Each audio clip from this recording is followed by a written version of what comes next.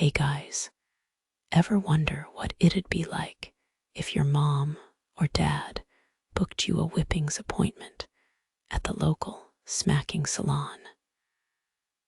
Or if calling your kid obstinate earned you a ticket for child abuse? Well, buckle up, because Victorian parenting, those Victorian era days of ruthless discipline, weird punishments, and a strict "because I said so" attitude would definitely get you arrested today. Imagine trying to ground your kid and ending up in court for cruelty, or spanking them so hard they need stitches, and somehow still thinking you're the good parent. Before we dive in, hit that like button if you love learning how messed up history can be, and drop a comment if your jaw just dropped. Dim the lights, get comfortable. This is a wild ride through a parenting style that's as out of date as dial-up internet, but with far more bruises. In the softly lit parlor of a Victorian home, Eleanor Whitby sat upright in her high-backed armchair, her movements precise and deliberate.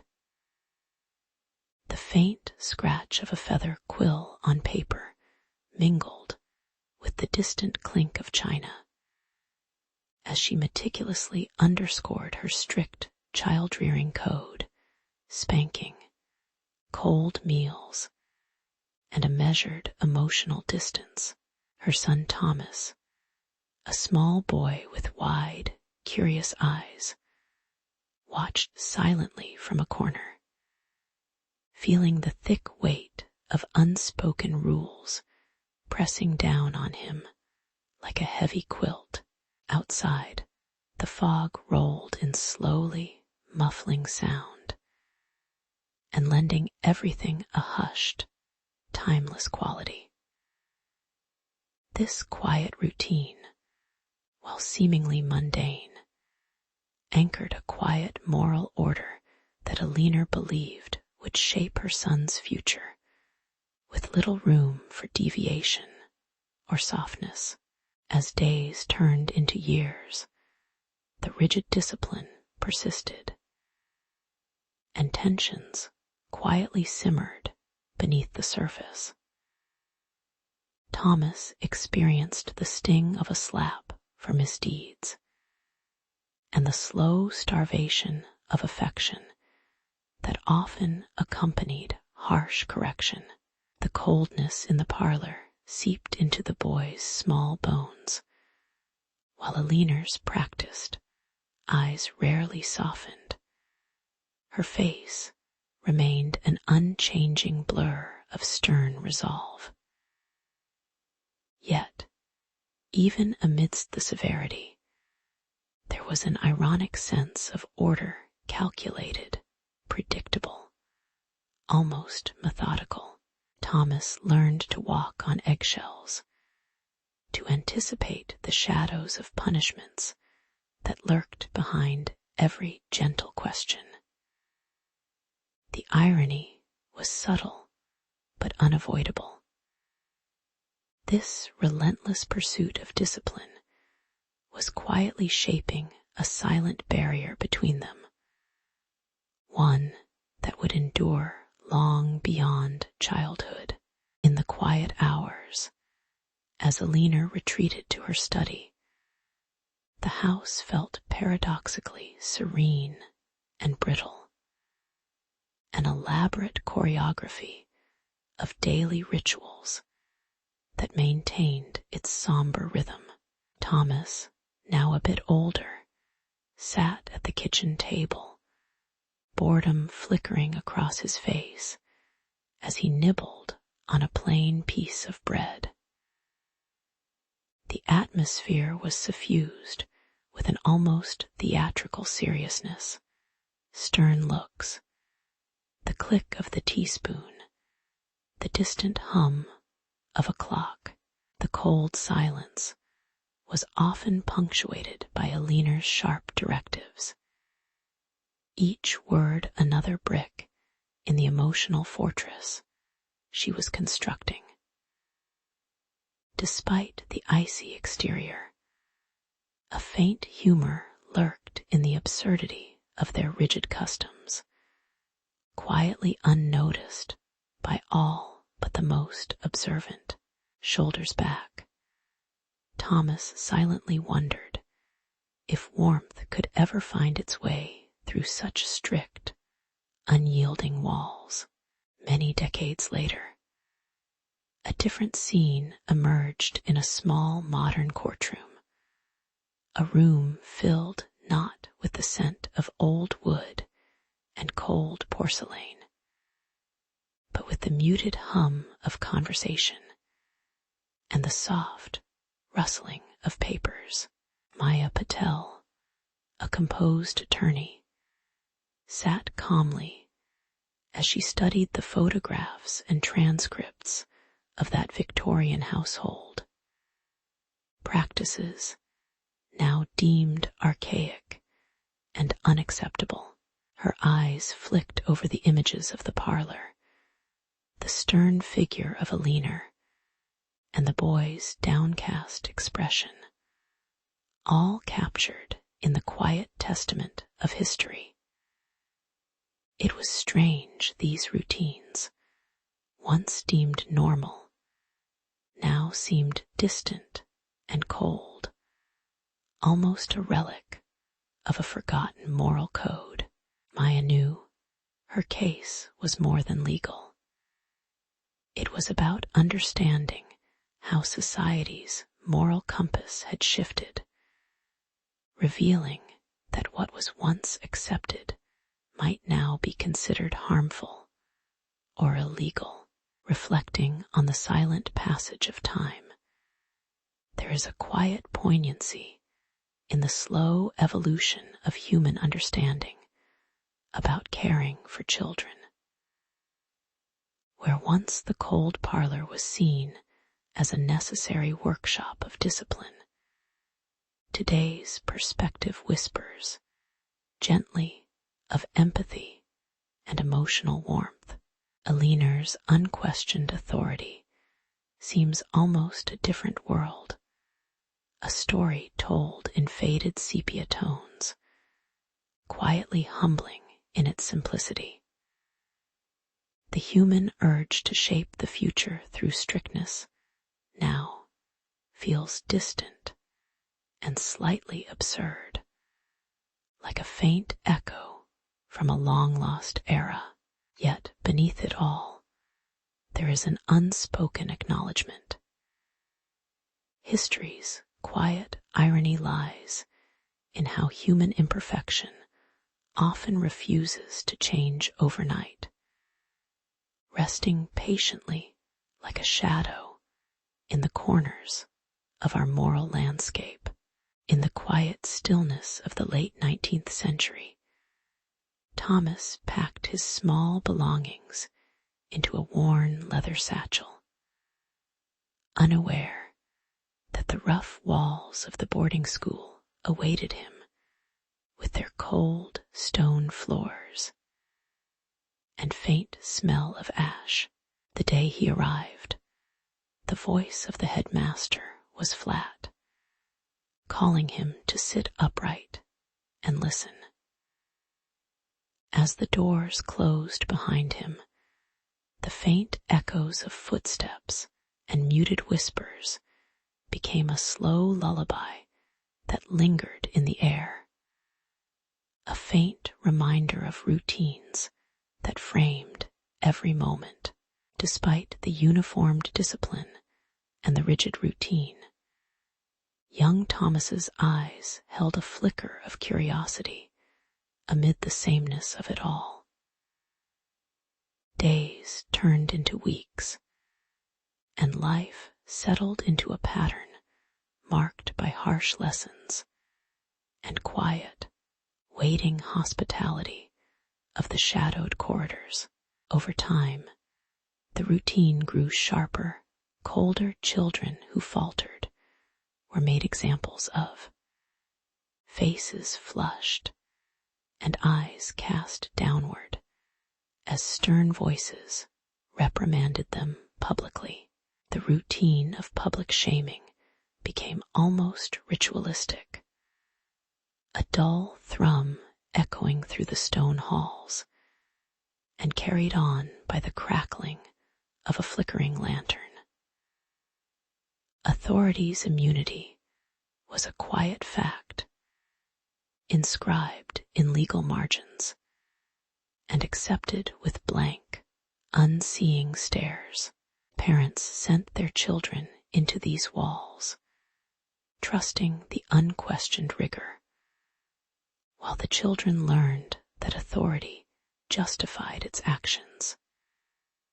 As for their own good, even when the punishments felt unkind and unremarked upon beyond that moment of immediate shame, the irony was cold but persistent, telling stories of innocence under shadows of silence and fear.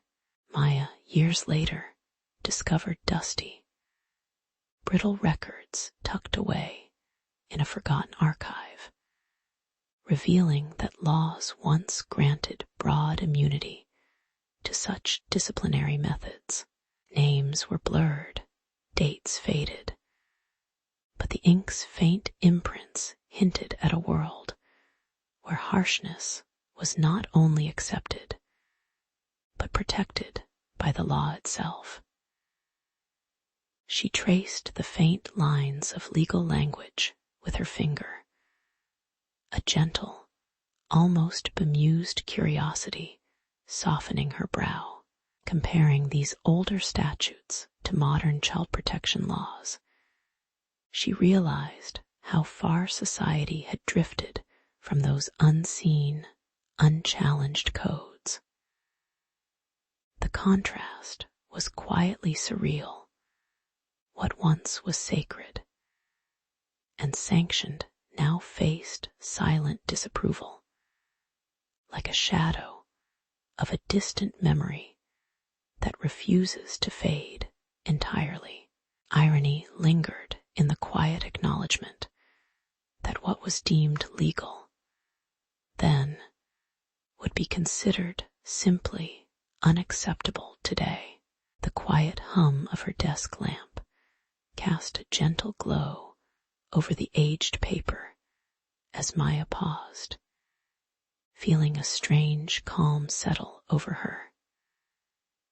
Her investigation brought her to the threshold of societal change, an unspoken recognition that these old methods, once guarded fiercely, could no longer be justified in the light of modern understanding. The unhurried tick of a clock in the background seemed to mirror the slow, inevitable march of moral progress, an unremarkable, yet significant shift. She imagined Thomas, a boy with eyes a little wiser now, perhaps wondering how those shadows of authority had once loomed so large. In her calm reflection, it was clear that history's quiet witness was often less about outrage and more about the gentle unfolding of understanding, however delayed. The past's silent lessons whispered softly now, inviting cautious hope.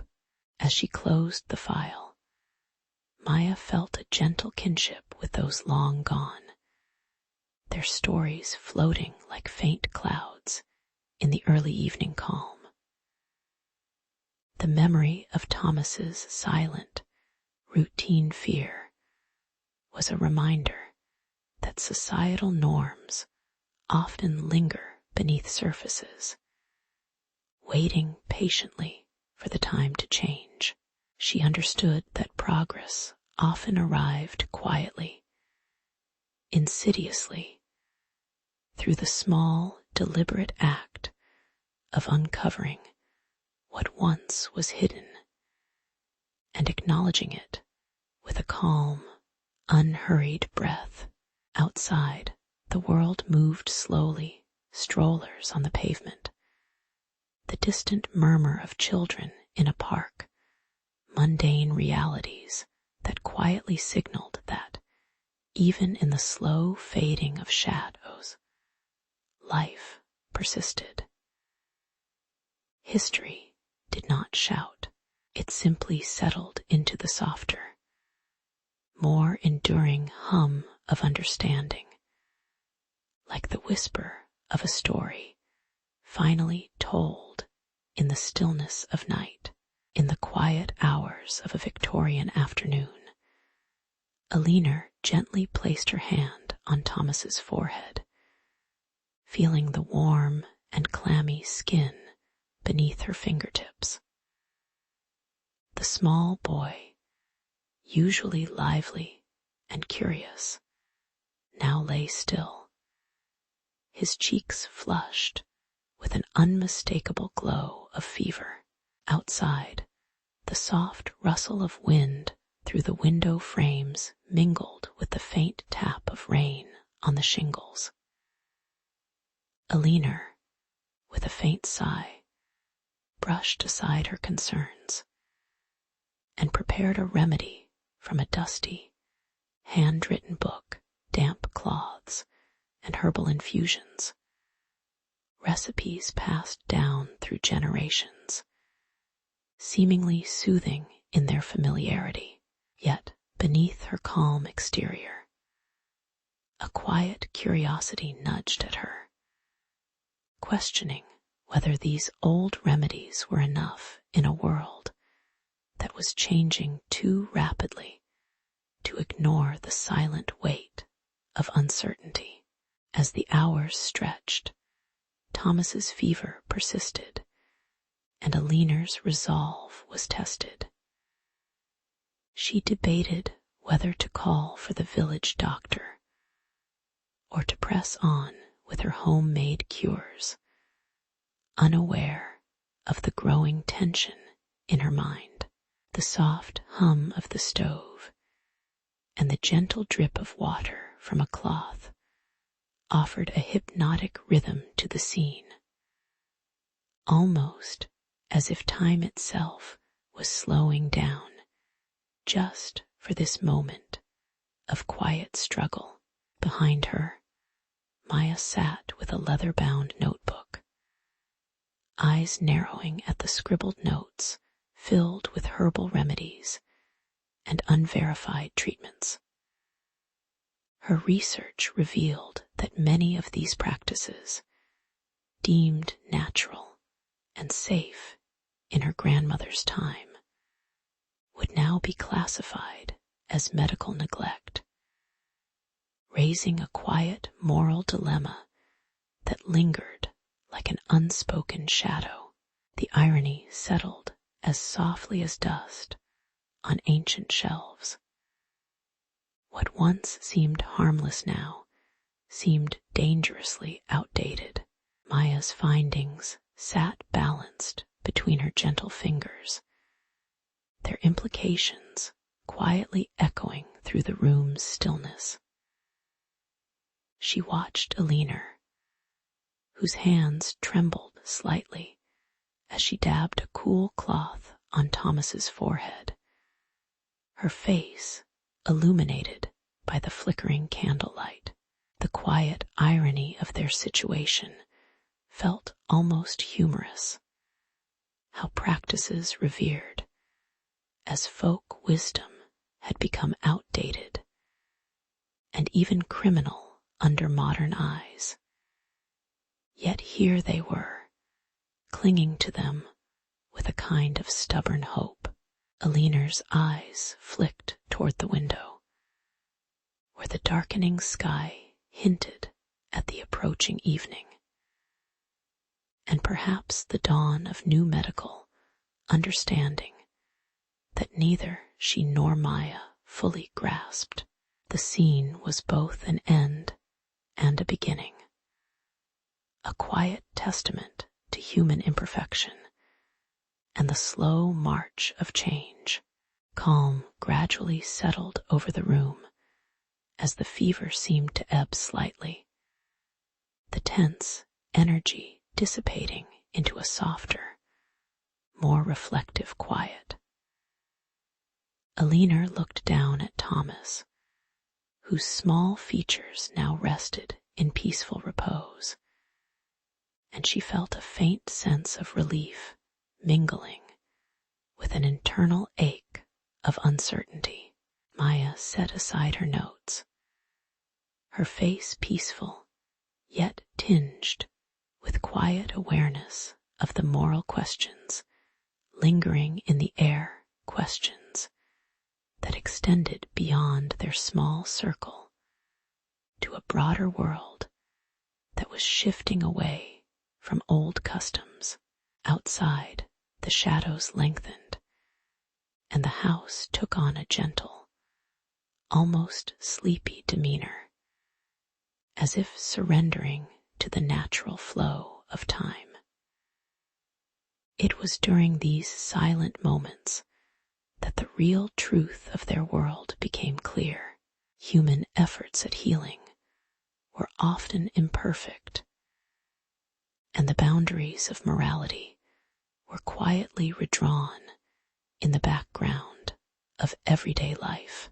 Reflecting in the stillness of the evening, Alina considered how far they had come from the days when a parent's authority was absolute, and medical advice was a matter of tradition, not law.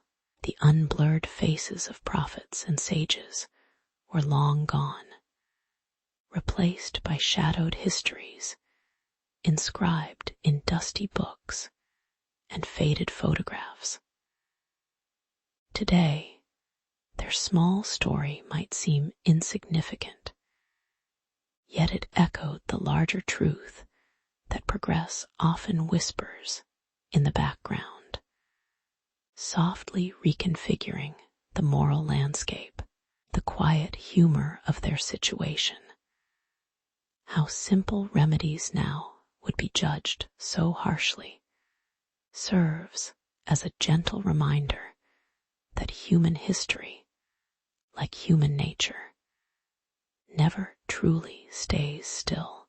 As the house settled into its usual calm, the evening declined into an unspoken understanding that stories of care, error, and moral evolution are quietly etched into the fabric of everyday life, waiting for their turn in the slow, patient unfolding of history. In a quiet room tinged with the dusty scent of aged paper, a Victorian diary lies open on a worn wooden table, its ink faded but still legible. The portrait above it, half shadowed and almost indistinct, hints at a mother's stern expression. Outside, the slow tick of a clock echoes softly as a historian begins to explain how childhood then was a fragile, regimented state, shaped entirely by strict routines. The air feels thick with distant echoes of children's faint voices, silenced now, yet still woven into the fabric of these pages. It's a gentle reminder that early notions of parental authority carried an almost ritualistic weight, indifferent to the petty discomforts of those who endured it. As the scene unfolds, an expert testifies with calm authority about the diary's entries, illustrating how Alina's methods involved intense physical discipline, whipping, stern commands, and shaming, methods once commonplace, but now deemed harmful. The camera lingers on the roughened handwriting, the terse descriptions, and the small, hollowed-out spaces where abuse goes unspoken, but deeply felt. The courtroom's silence thickens, the weight of history pressing into the present, as observers consider how what was once normal now seems startlingly invasive. The irony whispers quietly that society has shifted in so many ways.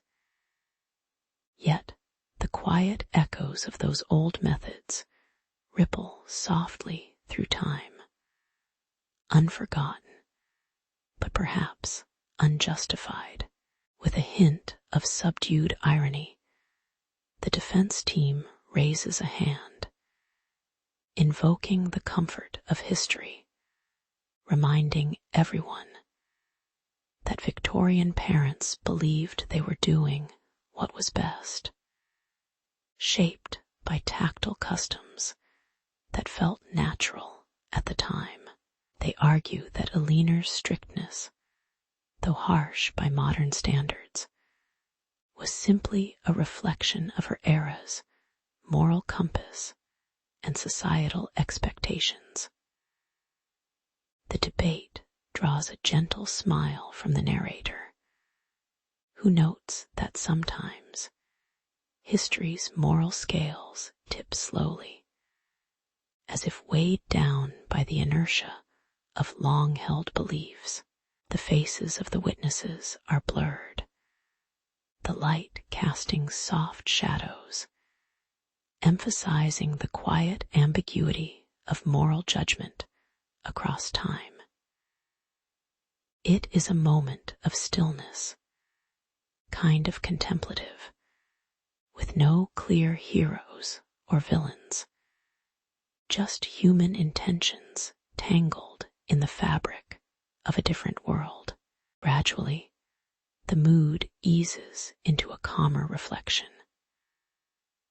A scholar quietly points out how society's evolving understanding of children's needs, embracing gentleness and emotional well-being, has gradually replaced the rough, physical discipline of the Victorian era.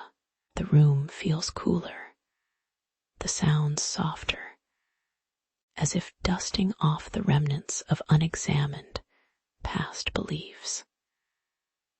The Victorian diary remains open on the table, a silent witness to human imperfection. Outside, the gentle fading light suggests that time has moved forward, carrying with it the quiet lessons of change, resilience, and the unending human quest to grow closer to gentle understanding. It's a pause, an invitation to consider the long, slow journey of moral evolution. In the gentle culmination, the narrator reflects on the absurd, yet profoundly human tendency to cling to familiar habits, even as they fade into the shadows of history. The courtroom, now silent, feels like a quiet bridge between past and present, full of stories that whisper softly about the delicate balance of discipline and care.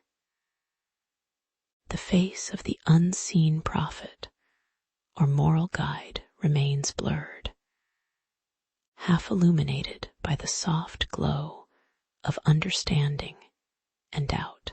Perhaps, the story shows, human beings are forever imperfect, quietly learning as they go, sometimes through deliberate memory, and sometimes through silent, slow change. The slow breath of history continues onward, carrying the faint hope that kindness might someday be as natural as the shadows on the wall. In an earlier time, Victorian parents moved through their routines with a measured purpose, often unaware that their methods, stern looks, quiet discipline, and a strict adherence to tradition would today be seen as overly rigorous. Aliner's mornings began with a strict routine, where a firm tone replaced gentle words, and the weight of societal expectation pressed down on her like a heavy blanket. Children like Thomas learned their values not through warmth, but through silence and distance, their small hands clinging to the edges of a harsh, yet somehow orderly world. The house was filled with the faint sounds of shuffling, the scrape of lace, and the ticking of a clock that seemed to measure both time and moral discipline. To modern eyes, the daily rhythm of their lives was slow, deliberate, and seemingly detached, yet rooted in a sincere attempt to shape a disciplined future. As the scene shifts to a quiet courtroom, the unseen judge's voice, blurred and obscured by the soft glow of a lamp, ruled that such Victorian practices would soon be deemed unacceptable in contemporary society. Aliner's face, barely visible in the dim light, registered a quiet surrender as her methods faced formal judgment, and her actions were weighed under the ever-growing scope of modern laws designed to protect children from harm. Small, familiar objects lay on the bench: an old leather-bound book, a lace handkerchief, silent witnesses to the moment of legal correction. Thomas, sitting quietly nearby, looked at his mother with a mix of confusion and relief, as if feeling the weight of tradition lifting gently away. The courtroom's stillness echoed a broader shift, the recognition that even the most sincere intentions can clash with evolving standards of care and safety. Irony seeped into the scene as the gavel fell softly, affirming the end of an era where rigid discipline was often mistaken for love, and the law now gently insisted on compassion. Aliner's shoulders sagged just slightly, caught between nostalgia and the quiet approval of the judge's words that, in their placid tone, seemed quietly amused at the human folly of overreach. Meanwhile, Maya watched from a corner, her gaze lingering on the blurred, shadowed faces of the characters, as if pondering how humans have long woven tradition and morality into a tangled tapestry. The subtle hum of the courtroom's room, the curious tap of the clerk's pen, all coincided with an unspoken acknowledgement of how easy it is to mistake harshness for care, an irony none could escape. Yet in this measured stillness, a peaceful acknowledgement of change took root, slow and unassuming. In the quiet aftermath, the scene settled into a calm reflection, as Aliner and Thomas moved on with their days, now within the gentle contours of laws that sought to soften the edges of discipline. The sunlight streamed softly through the window pane, casting warm, diffuse light across worn furniture and quiet faces, as if the world was taking a slow, unhurried breath. Eleanor's hands, once clenched tightly, now rested more loosely. Her eyes, once intent on correction, now seemed to hold a faint understanding of their own limitations. The household, once filled with the subtle tension of unspoken commands, relaxed into a quieter rhythm, an unspoken hope for more kindness, more patience in the stories yet to come. The imperfect human effort of the past, with its flaws, faded into the background of gentle, ongoing change, reflecting on the story of Eleanor and Thomas.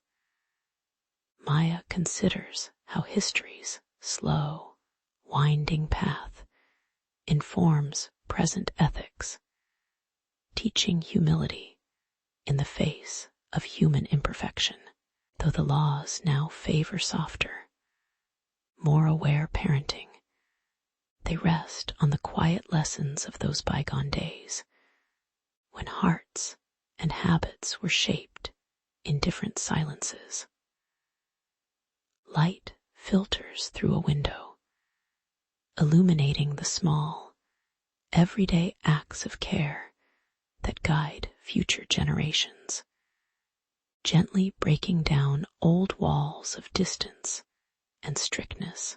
Perhaps, in some distant future, memory will remember these moments, not as failures or excesses, but as necessary steps along a human journey seeking better understanding. With a quiet, almost amused patience, Maya imagines a world where kindness is woven into every act of raising a child, one slow, thoughtful step at a time. The story ends in peaceful hope, like a lullaby whispered softly into the evening's calm. In the quiet town of Grayford, mornings stretched lazily over rows of soot-stained brick, where the hum of the cotton mill's loom was as familiar as the slow crawl of a forgotten clock. Young Eli, just shy of 10, sat hunched before his assigned spinning frame, the rough fabric of his clothes and the cool breeze of early dawn blending into the ordinary start of another day. His mother's tired eyes had handed him over the previous evening, her hope flickering amid the exhaustion and worry etched in her face. The relentless rhythm of the machine seemed almost calming, steadily, patiently, like the silent heartbeat of the town itself. Little did anyone think that innocence was slipping quietly into the dark, replaced by the silent shuffle of labor that would last for hours without end. As the days folded into weeks, the monotony of the loom's clang and the unyielding start of each shift cast a shadow over Eli's small features. His hands, once capable of gentle play, now moved almost automatically, guided by a memory more than intent. Occasionally, a glance at other children, or a fleeting moment of light from a distant window would offer a brief flicker of familiarity, but the rhythm never slowed.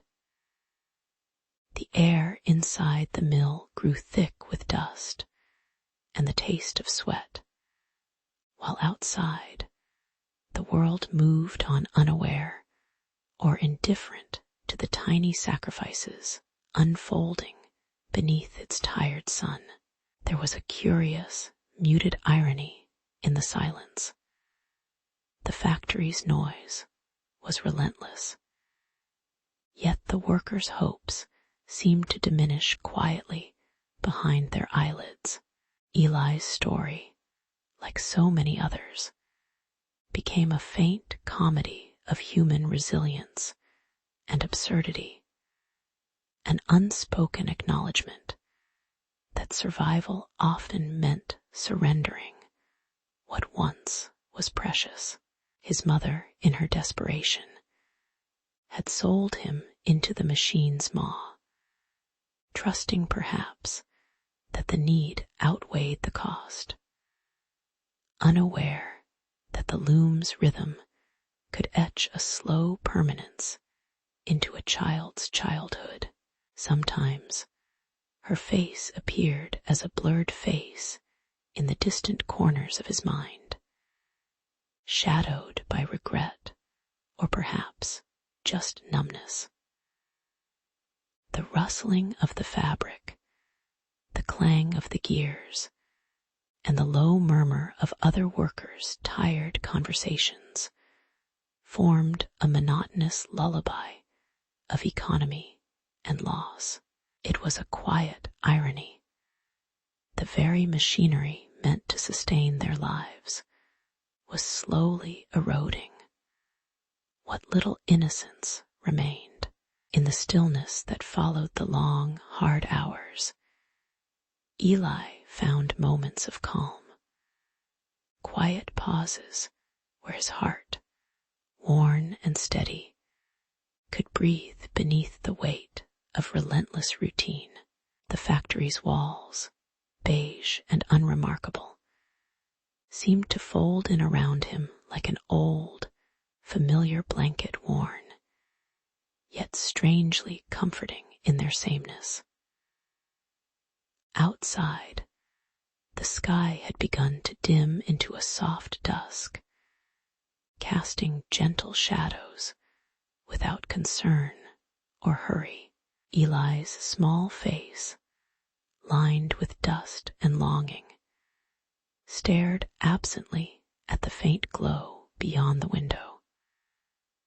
The silence, a shared conversation between himself and the distant universe. Here, in these still moments, he was simply a boy waiting, observing the quiet passage of time that would continue its slow course, regardless of his wishes. Reflecting on those days now, the story of Eli and the loom feels less like a tragedy and more like a slow, poignant testament to human endurance, an unvarnished snapshot of a history that rested quietly beneath the surface of progress. The factory, the machine, the boy, each became part of an enduring dance of necessity and loss, without grand contention or dramatic upheaval. The faces blurred by shadow or light, the warmth of the muted colors, all whisper a gentle reminder that human stories often unfold softly, unnoticed, and yet profoundly significant.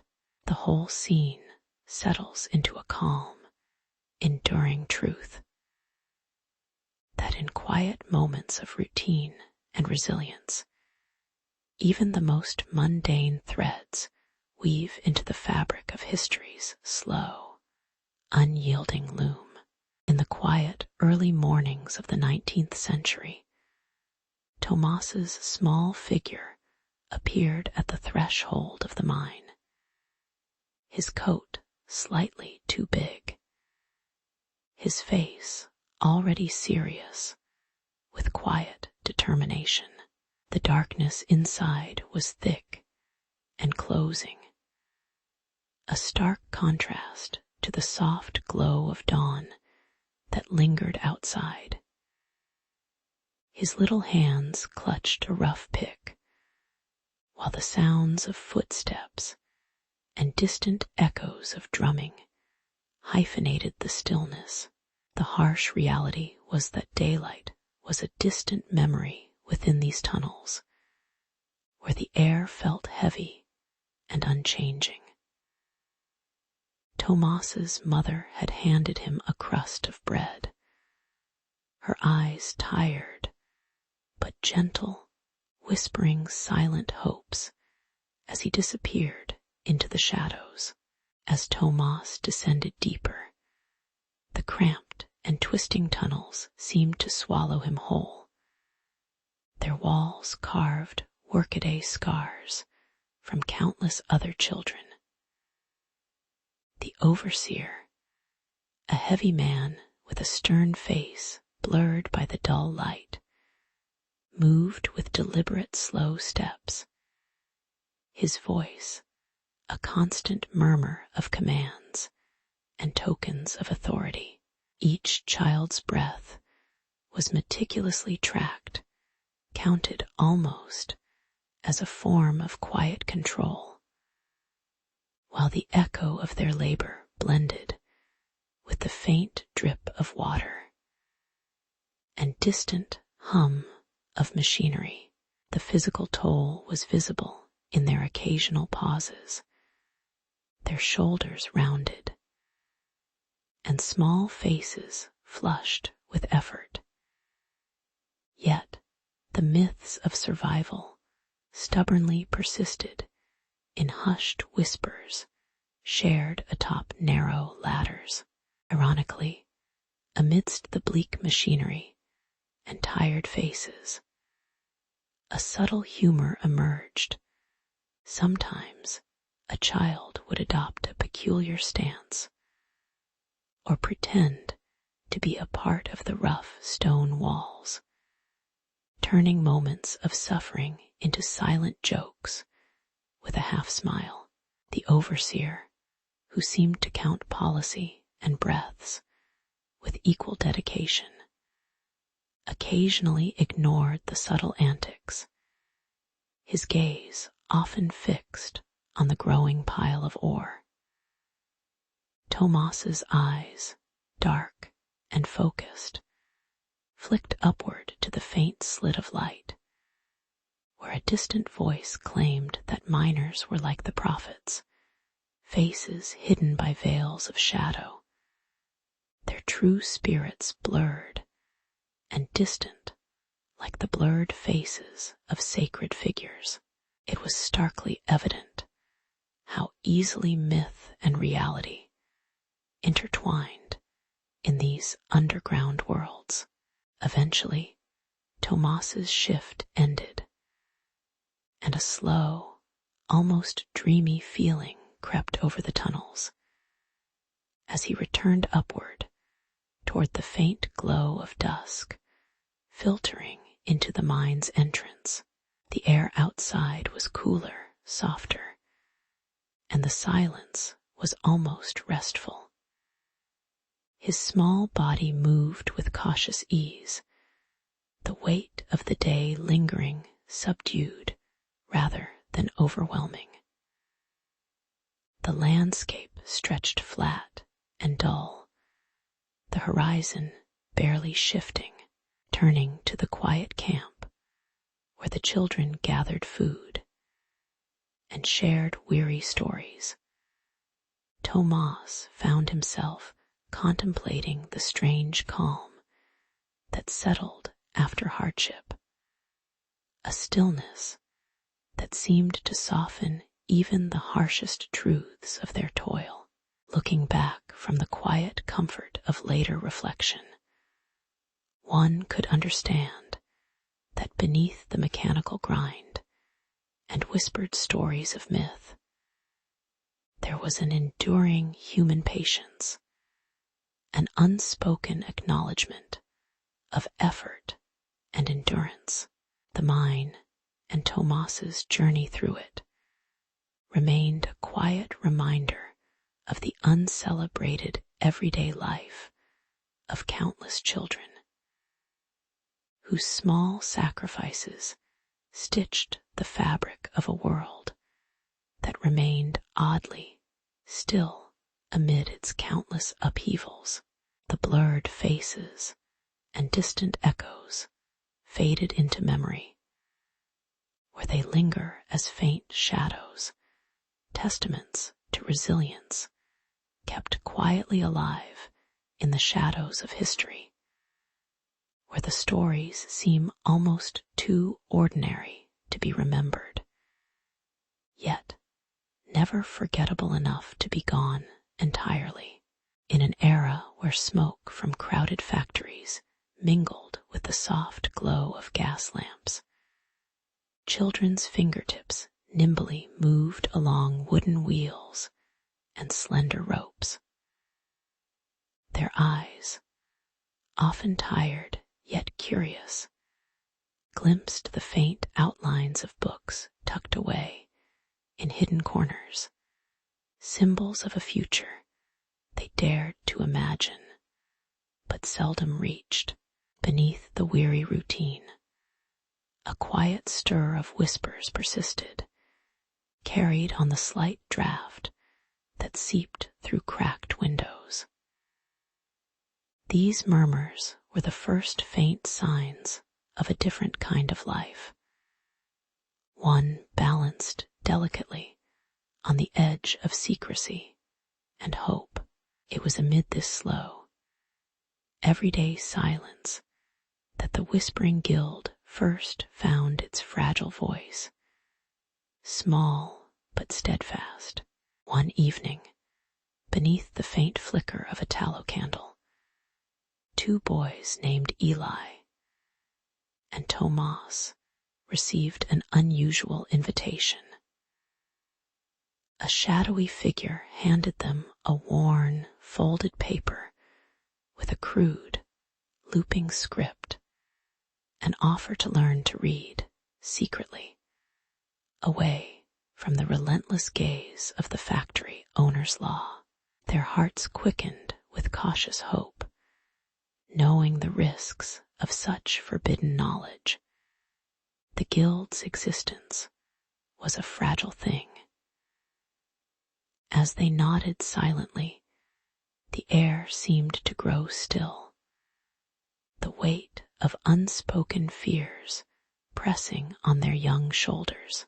Every whispered lesson felt like a small act of rebellion, a quiet assertion of their yearning for more than just the rhythm of labor. True to their promise, the clandestine meetings grew into a quiet ritual, rich with the irony of their situation, learning in shadows, while the law loomed unseen but ever present.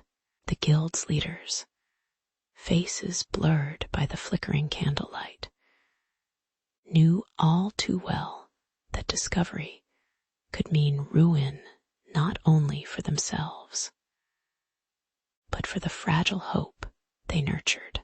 Rumors sometimes drifted through the factory halls, like faint breezes stirring the dust, warning of patrols and suspicion.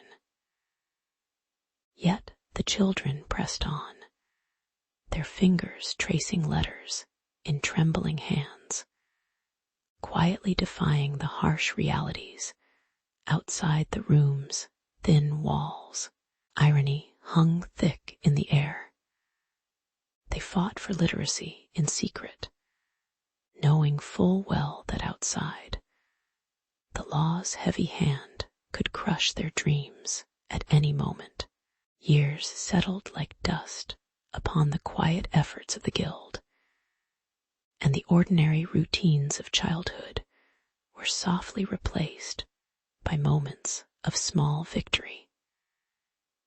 Eli's eyes, brighter now with the flicker of understanding, often rested on a sliver of sky seen through a crack in the wall, dreaming of a world beyond factory walls and whispered lessons. Tomas occasionally caught himself smiling at a new word, buoyed by the faint sense that maybe, just maybe, change was possible, albeit slowly. The law's shadow persisted, but so did their quiet resolve, wrapped in the mundane comfort of shared silence and unspoken companionship. In this calm, the absurdity of their secret rebellion felt more like a stubborn, peaceful insistence on hope's persistence.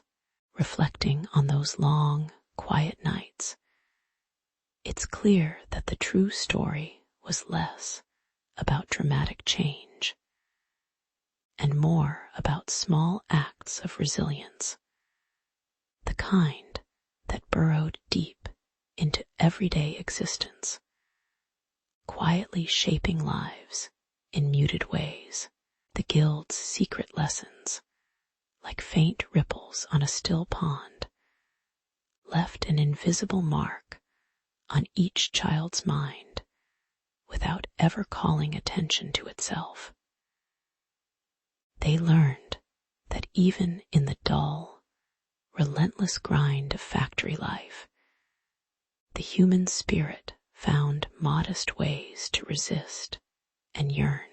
Perhaps the most enduring irony is that these gentle acts of defiance, born in shadows and silence, carried within them a patience that slowly nurtured the seeds of future change. And in that slow, almost sleepy process, amid the mundane, the quiet hope of a better world quietly endured. In small towns where the mills hummed through long, dusty afternoons, children often started their days before sunrise, their tiny hands moving steadily over weavers' looms, or hauling baskets of coal into the shadowed mine shafts. The law had decreed that child labor was necessary, a matter of simple survival woven into the fabric of everyday life, though few saw it as anything but routine. These children, with faces smudged by soot and fingers calloused from effort, seemed almost invisible in the quiet wakefulness of the town's watchers, who left the laws largely unnoticed. Their routine was slow and unremarkable, yet beneath the calm surface fluttered a fragile hope for something different, more time, more play, perhaps, though that hope was often tucked away behind tired eyes. As the evening approached, the faint sound of looms clacking and shovels scraping told a familiar story. Labor was life in this quiet, tired place. One day, inspired by whispers of fairness and the lessons of a distant guild, a few children decided to slow the relentless pace, to pause the whir of the mills, and refuse to descend into the dark tunnels of the mines. Their small voices, carried by a mixture of innocence and resolve, reached their peers, and suddenly a quiet rebellion began to take shape, symbolic but sharply felt. They stopped weaving, forcing the factory owner to notice the absence of his tiny workers, and sealed shut the entrances to the mines with rough wooden planks. This miniature strike, carried out with determined stillness, sparked a tense standstill that rippled through the dusty streets, forcing the elders to consider what morality lay behind those aged laws they had accepted without question. The town held its breath, observing how little hands could halt the great machinery of industry. When the mill owner finally arrived, his brow furrowed beneath a pot decap, expecting perhaps defiance or cries, but found only a quiet, unwavering silence. The children's faces, blurred slightly by shadows, showed neither fear nor triumph, only a strange calm that seemed to mock the chaos of their forced labor. Words were exchanged, but the children's determined stillness carried more weight than any appeal, and the confrontation slowly revealed the ironies intertwined with these laws that protected no one but those with the power. As slivers of light flickered across their small, clenched fists, the owner realized that behind their placid exterior was a collective refusal, an understated but firm challenge to the moral bankruptcy of the system. And so, the moment melted into a quiet stalemate, as if the entire scene existed in a slow-motion echo of moral doubt. In the days that followed, the town itself seemed to drift more slowly. The usual hum of the mills softened into an almost meditative rhythm. Without the constant clatter, the children's absence became a strange, quiet presence in the streets, no longer just workers, but beings caught between childhood and necessity. The elders, often gathered in muted discussions, looked at their laws with a tentative, distant gaze, realizing perhaps how thin the veneer of morality was over their daily routines. There was no grand outrage, only a shared, slow acknowledgement of the absurdity. These young bodies, worn and patient, had challenged a system built on invisible, ingrained injustice. In these simple moments, the town seemed to exhale, as if recognizing the quiet strength of those small hands, and their refusal to accept the mundane cruelty that had once seemed inevitable. Looking back, the story of the children's revolt feels like a slow ripple in a still pond, unspectacular on the surface, yet quietly transformative beneath. Their act, small and almost forgotten in the wider arc of history, reminds us of the subtle power of stillness and moral wakefulness.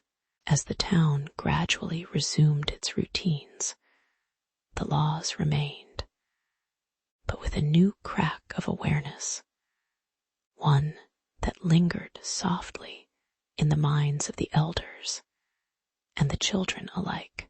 Here was a moment when innocence challenged the machinery of industry, not with noise or violence, but with quiet resistance rooted in simple human dignity. Perhaps, in that slow confrontation, humanity learned something about the enduring, if exhausted, hope that even the smallest hands could hold tight, hope for a tomorrow that might be just a little fairer than today. In the dim light of early mornings, children's small hands would grasp at loom threads or turn the wheels of tiny machines, their faces blurred in the rising fog of industry. The world around them moved with a slow, relentless rhythm. Factories hummed and clattered, drowning out the quiet sounds of childhood play. Workers and owners alike seemed to accept this daily routine as an inevitable part of progress, even if the air carried a faint tang of coal dust and silent exhaustion. It was, perhaps, just another ordinary dawn in a cycle that made little room for questions, for the moment when a child might run under open skies instead. Time pressed on steady, impartial, observing quietly, as children's laughter was replaced by the steady chorus of machinery, and somewhere in this subdued dawn, a faint hope flickered, unnoticed but persistent. As years passed, some murmurs of discomfort began to ripple through the halls of Parliament, where tired politicians sat in smoky rooms, already burdened with many debates. The tension grew when stories of overworked children, small and worn beyond their years, surfaced in newspapers too prominent to dismiss. The ironies of authority and innocence collided softly as lawmakers squared their shoulders and extended hesitant discussions toward reform. But the laws they drafted were cautious, like a fragile bridge spanning uncertain waters. They set limits and hours, yet still left a gray zone of hardship. The irony was that even in their efforts to help, the machinery kept turning, the wheels kept spinning, and the children's small figures remained trapped behind painted factory windows. Meanwhile, Eli, now a young man, watched quietly from a distance, pondering whether this shift was enough or merely a pause before the machine's unyielding march continued. There was a subtle humor in the way reforms unfolded, often clumsy, as if the very idea of change was reluctant to step forward without a nudge. Laws were passed with signatures that smudged easily, their words layered with unintended contradictions.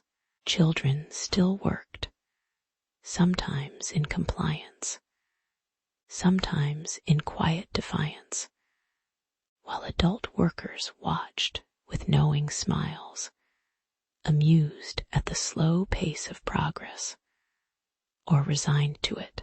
Eli, observing these cautious steps from the sidelines, saw the irony in the bureaucratic dance. A tiny legislative victory, perhaps, yet the same old shadows lingered beneath. The factories hummed on, unmoved by the formalities, the air thick with the scent of unresolved stories. Even amid the cautious optimism, a kind of tranquil humor persisted. How human effort seemed often more about punctuation than overhaul. Eventually, in the calm that followed, there was a sense of quiet resilience, blossoming underneath the surface disputes and paper laws. Children's faces, once blurred and distant, started to appear clearer in community meetings, their quiet voices beginning to be heard through the cracks of factory walls. The sky outside the mills grew softer, more open, as if hinting at a horizon where play and work might someday coexist once more. The laws, though still fragile, stood as silent monuments to a slow hope, an acknowledgement that beneath the soot and sweat, their small lives mattered.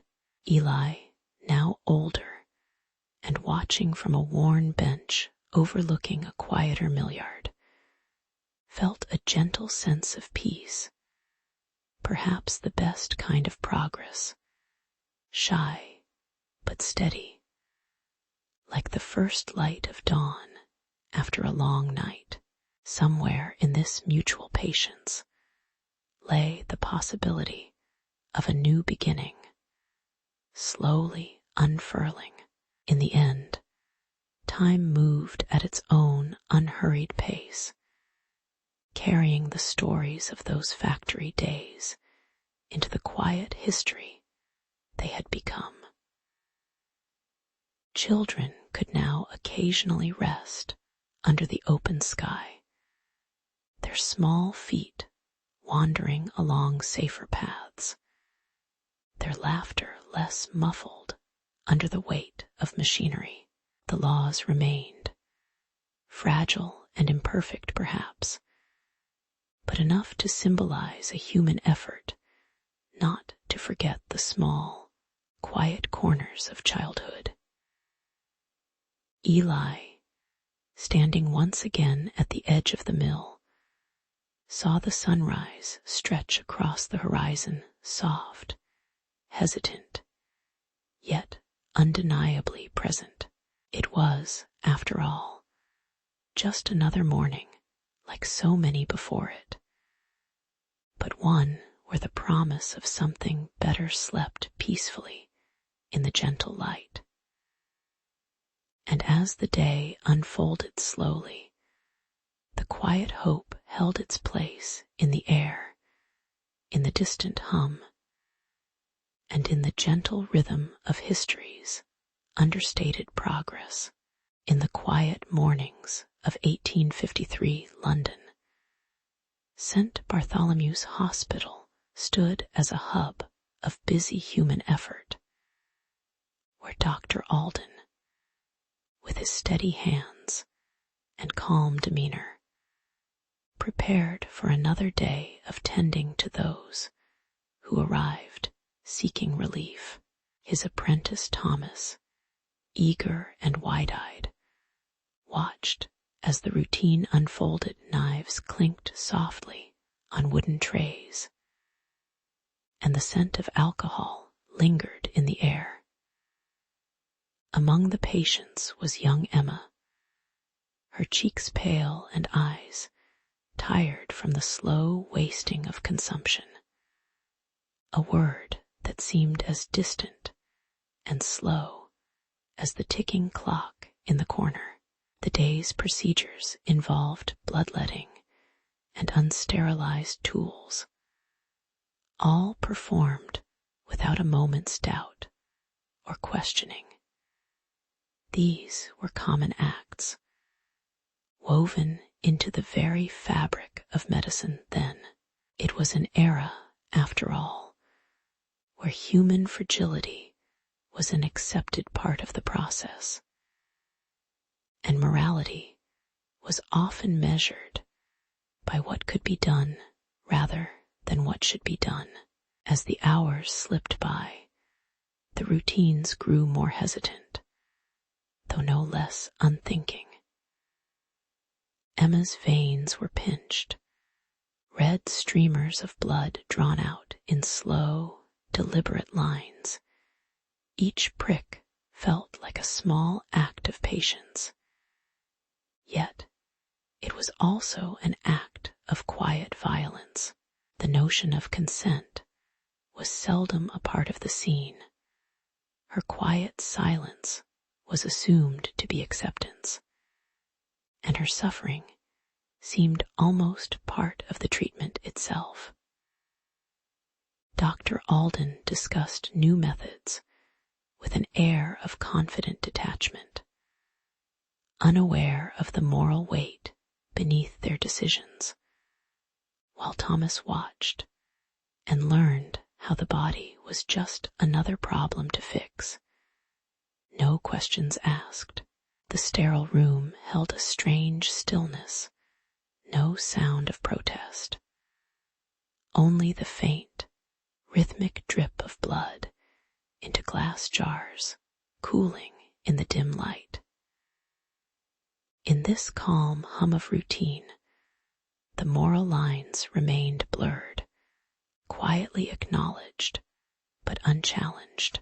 Irony crept into the day like a slow dawn.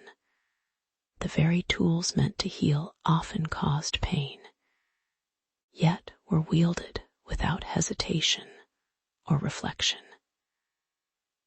Emma's face, framed by tangled hair and pale skin, betrayed her fatigue, but her quiet acceptance betrayed no protest, an almost poetic compliance in a world indifferent to her voice. Dr. Alden, proud of his expertise, occasionally glanced at the apprentice, their faces unaware of the silent moral questions that hung in the still air. Who truly held power here, and at what cost? The instruments, laid out on cold metal trays, seemed to mock the idea of care, their shiny surfaces reflecting a world where human life was often reduced to a series of step-by-step routines. Meanwhile, patients waited, some resigned, some unaware that their bodies were being used in experiments that modern eyes would find unsettling. It was a system of calm contradictions, quietly progressing along its well-worn path. In the quiet after the day's work, the hospital's hallways grew still. The faint crackle of conversation dissolving into the background hum of a world unknowingly indifferent to its own flaws.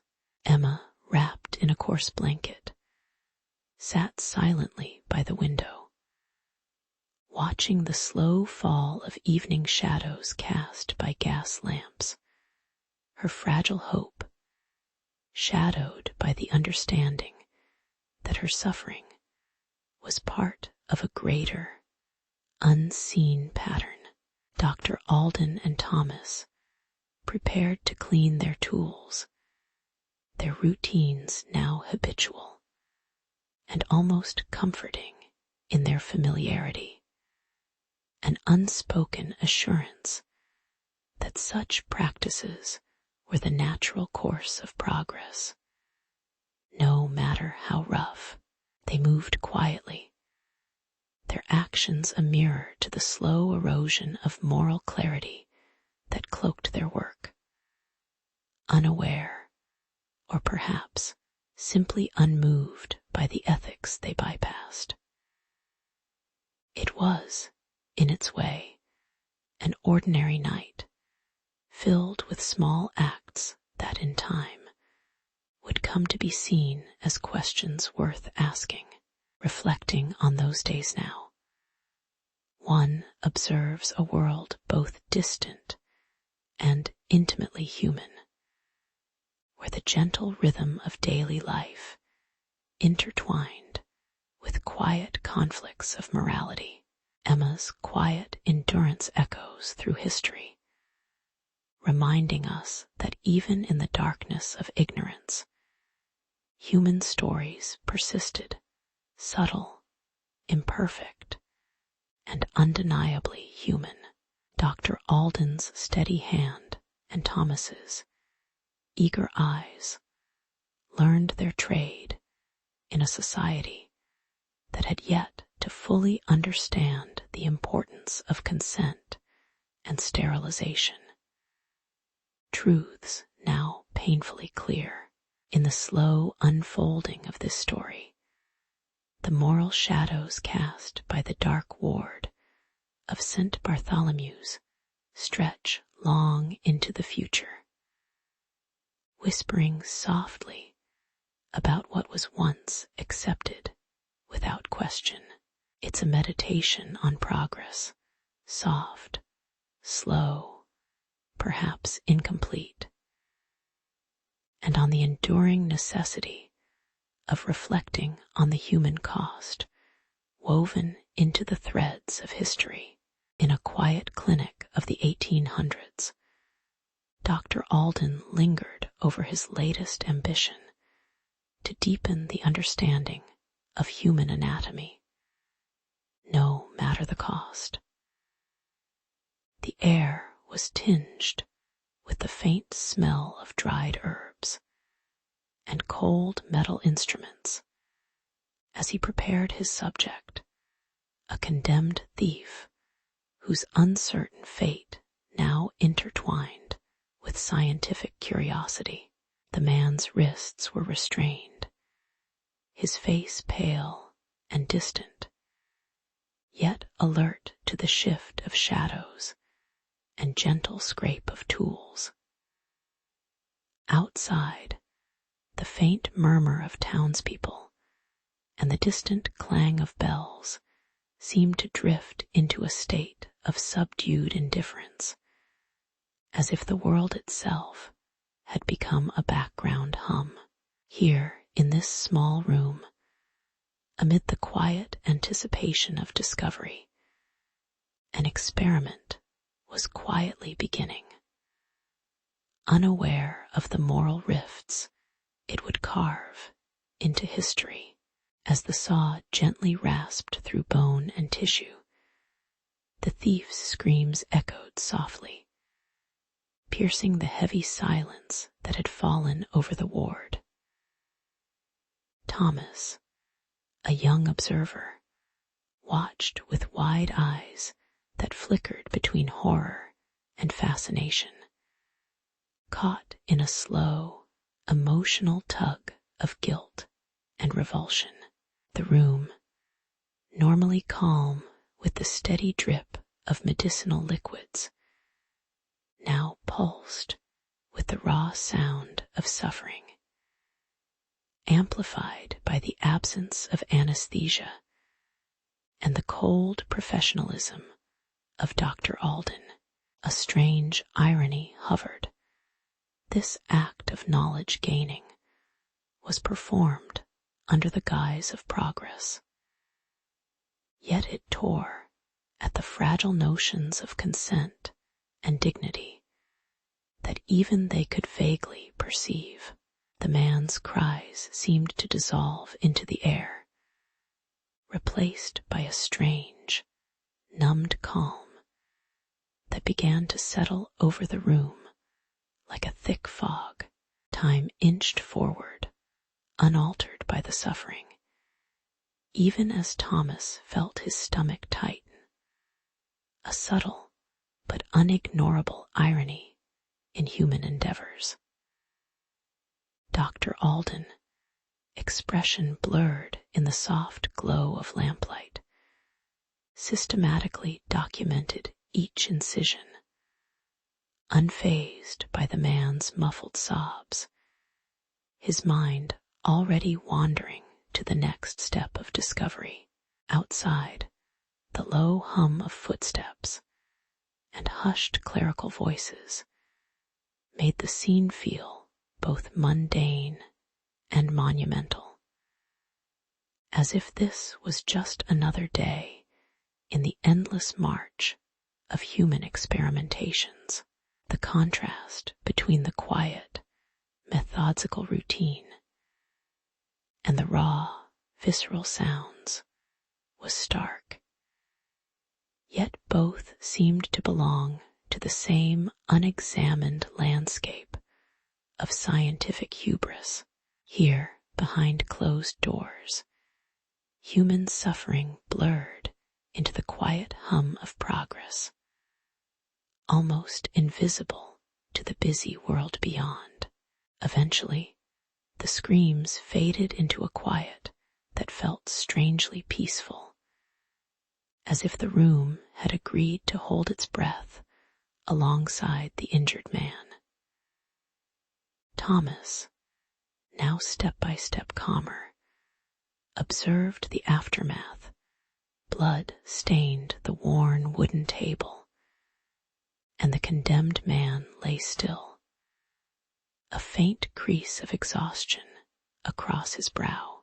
Dr. Alden meticulously cleaned his tools, appearing as detached as ever, perhaps already pondering new lines of inquiry.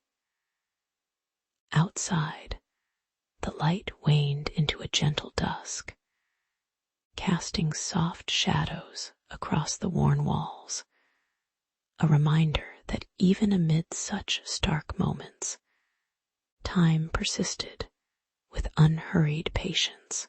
The scene, mundane on the surface, hinted at profound questions about the limits of human curiosity and the moral boundaries that humankind often brushed past in pursuit of progress.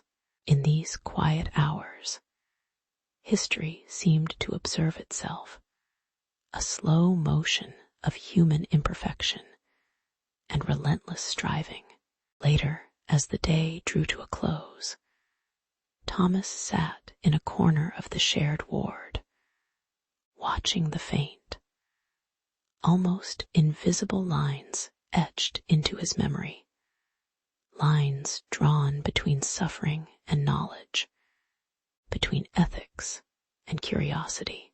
He wondered about the unseen faces, the blurred prophets, those who called progress sacred, yet left behind the shadows of pain.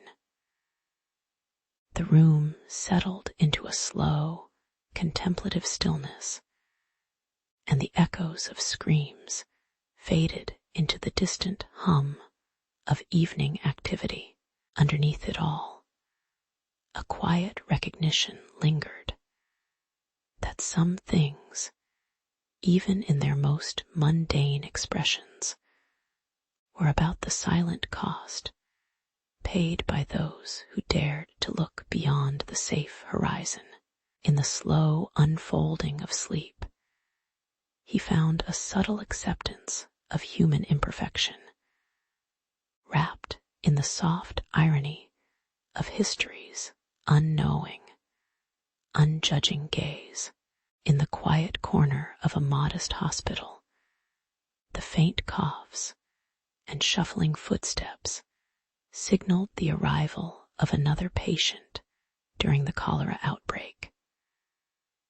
Physicians, dressed in simple, dusty garments, prepared their tools with a calm monotony, relying on age-old remedies that now seem cruelly quaint, leeches for bloodletting and inoculations that felt more intrusive than therapeutic. Mrs. Whitfield, standing by her swaddled infant, watched with tired eyes as a nurse gently restrained the child, their faces faintly blurred by the dim afternoon light streaming through cracked windows.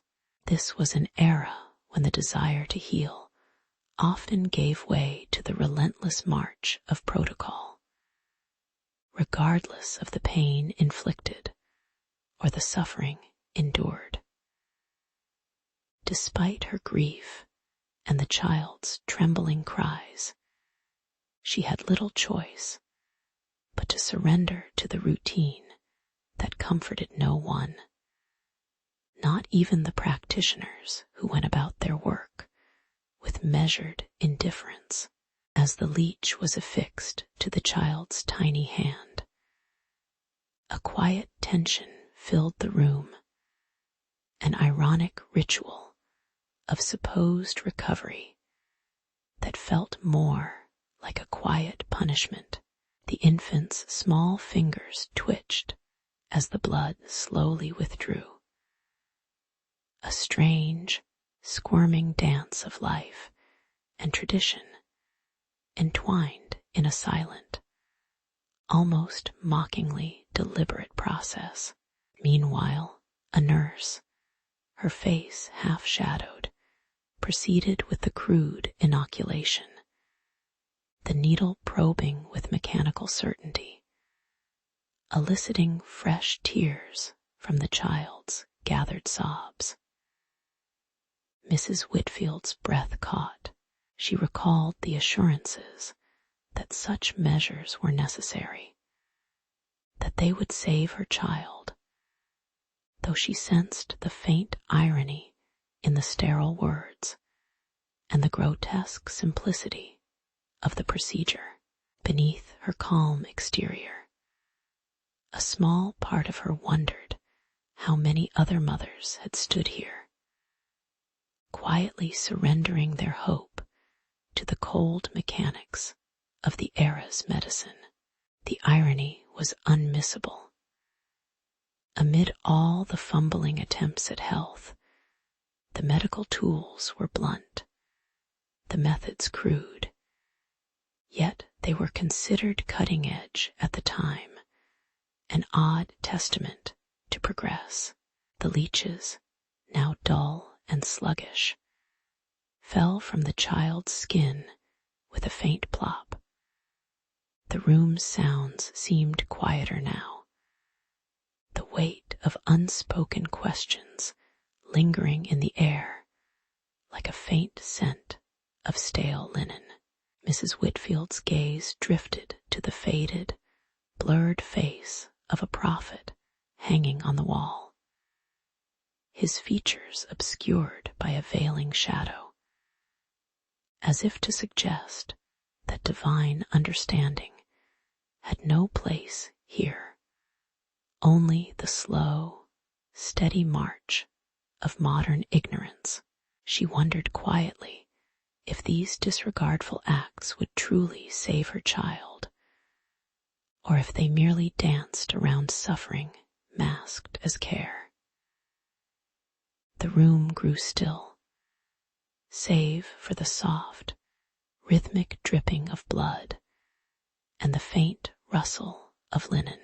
Eventually, the procedure ceased, and an uncomfortable calm settled over the space, like a fragile shell of routine covering deeper concerns.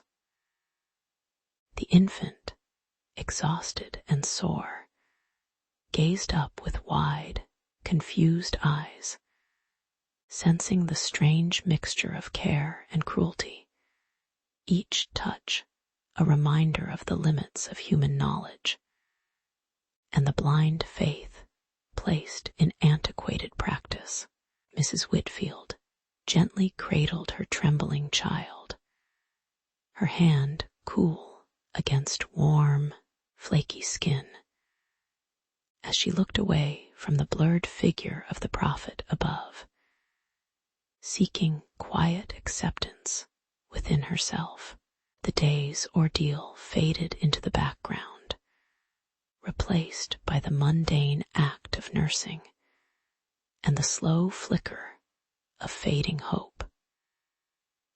Here, in the gentle stillness of ordinary pain, lay that quiet acknowledgement of the uncertain, imperfect human effort to heal, an effort marked by more failure than triumph, but carried on nonetheless.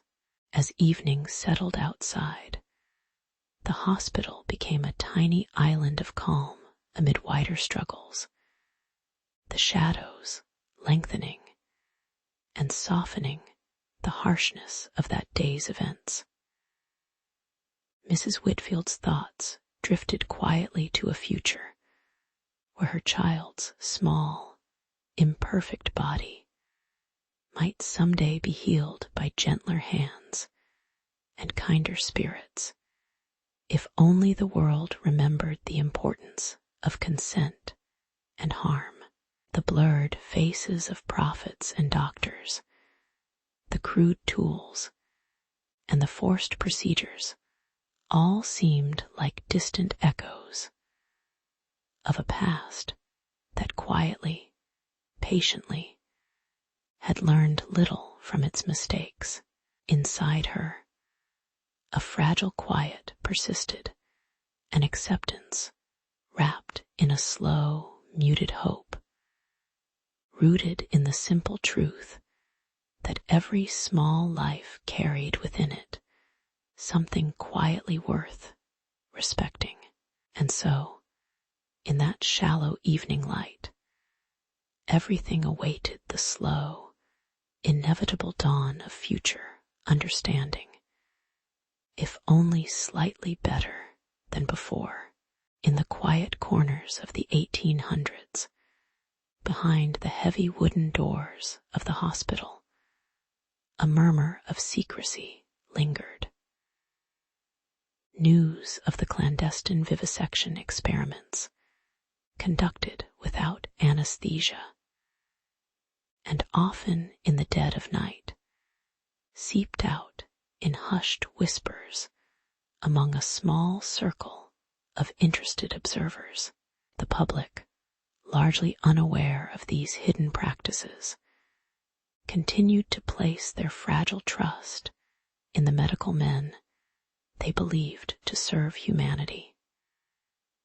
Yet, the faint echo of unethical deeds persisted, echoing softly through the aged hallways like a distant, unspoken question about the boundaries of science and morality. One particular day, amidst the routine hum of the hospital, Thomas, a young assistant with a cautious conscience, overheard a conversation that chilled him. It was about the ongoing vivisections, the kind that left no room for consent or mercy. Anxiety crept into his quiet thoughts as he watched the surgeons and their assistants, their faces blurred by the haze of the oil lamps, going about their work with a mechanical calm that felt almost indifferent. The irony was stark. The very men celebrated for pushing medical boundaries were, behind closed doors, testing those boundaries far beyond any modern ethics. Thomas's heart felt a reluctant tug. He wondered whether to accept silence or risk exposing the truth, knowing that such revelations could ignite chaos in the fragile hierarchy of authority. In the days that followed, the truth became a quietly bubbling ache beneath Thomas's composure. He saw the faces of the surgeons as empty masks, yet imagined them defending their methods with a strange, unshakable confidence. The whispers in his mind grew louder, turning into a gentle irony. The same physicians who extolled the virtues of progress now tangled in shadows, their practices hidden beneath layers of secrecy. Public trust, he realized, was a fragile thread that could snap with just one honest voice.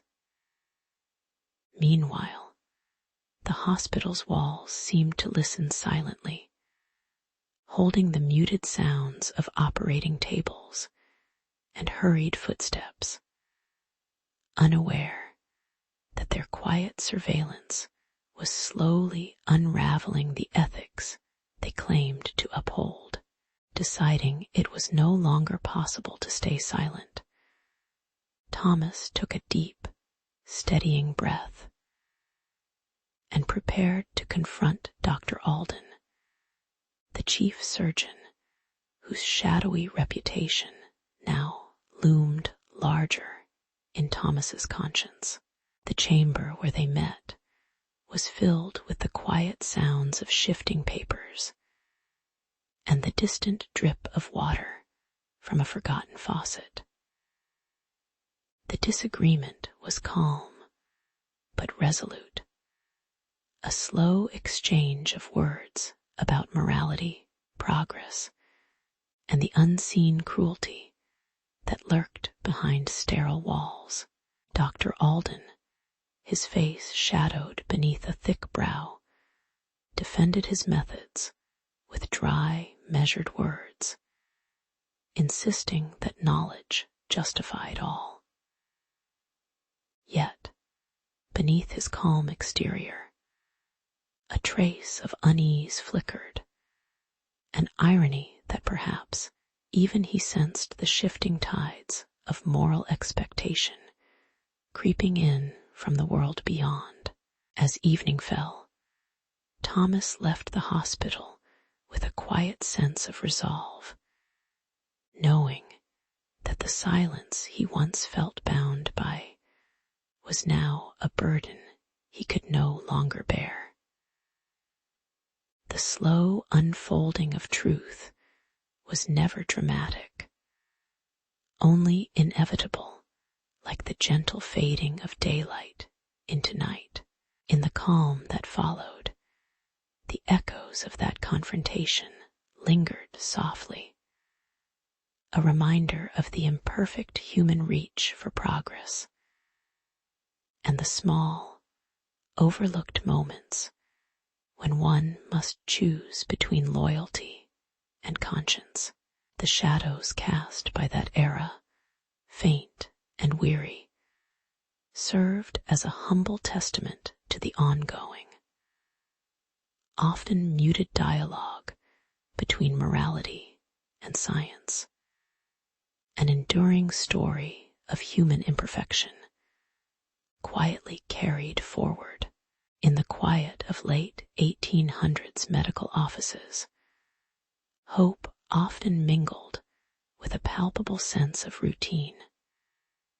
Patients arrived with ailments, and doctors, clad in starched coats, prepared to perform their duties with a calm, practiced indifference.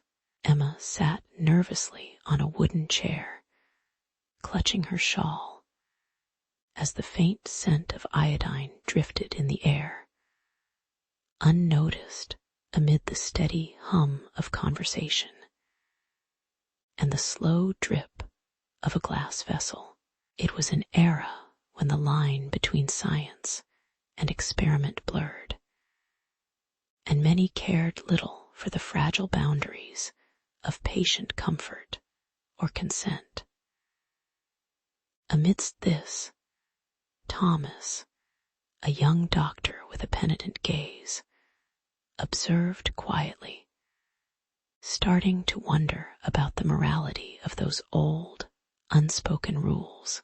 A faint sense of unrest stirred within him, as each patient's faint whimper or quiet acceptance underscored how little oversight there truly was.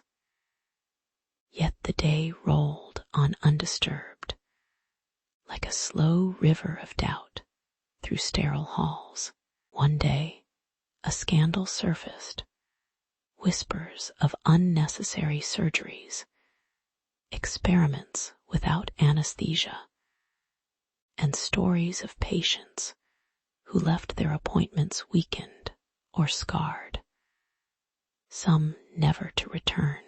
The story of Emma, whose recovery was slow and marked by a painful, unkind procedure, became a symbol of systemic neglect.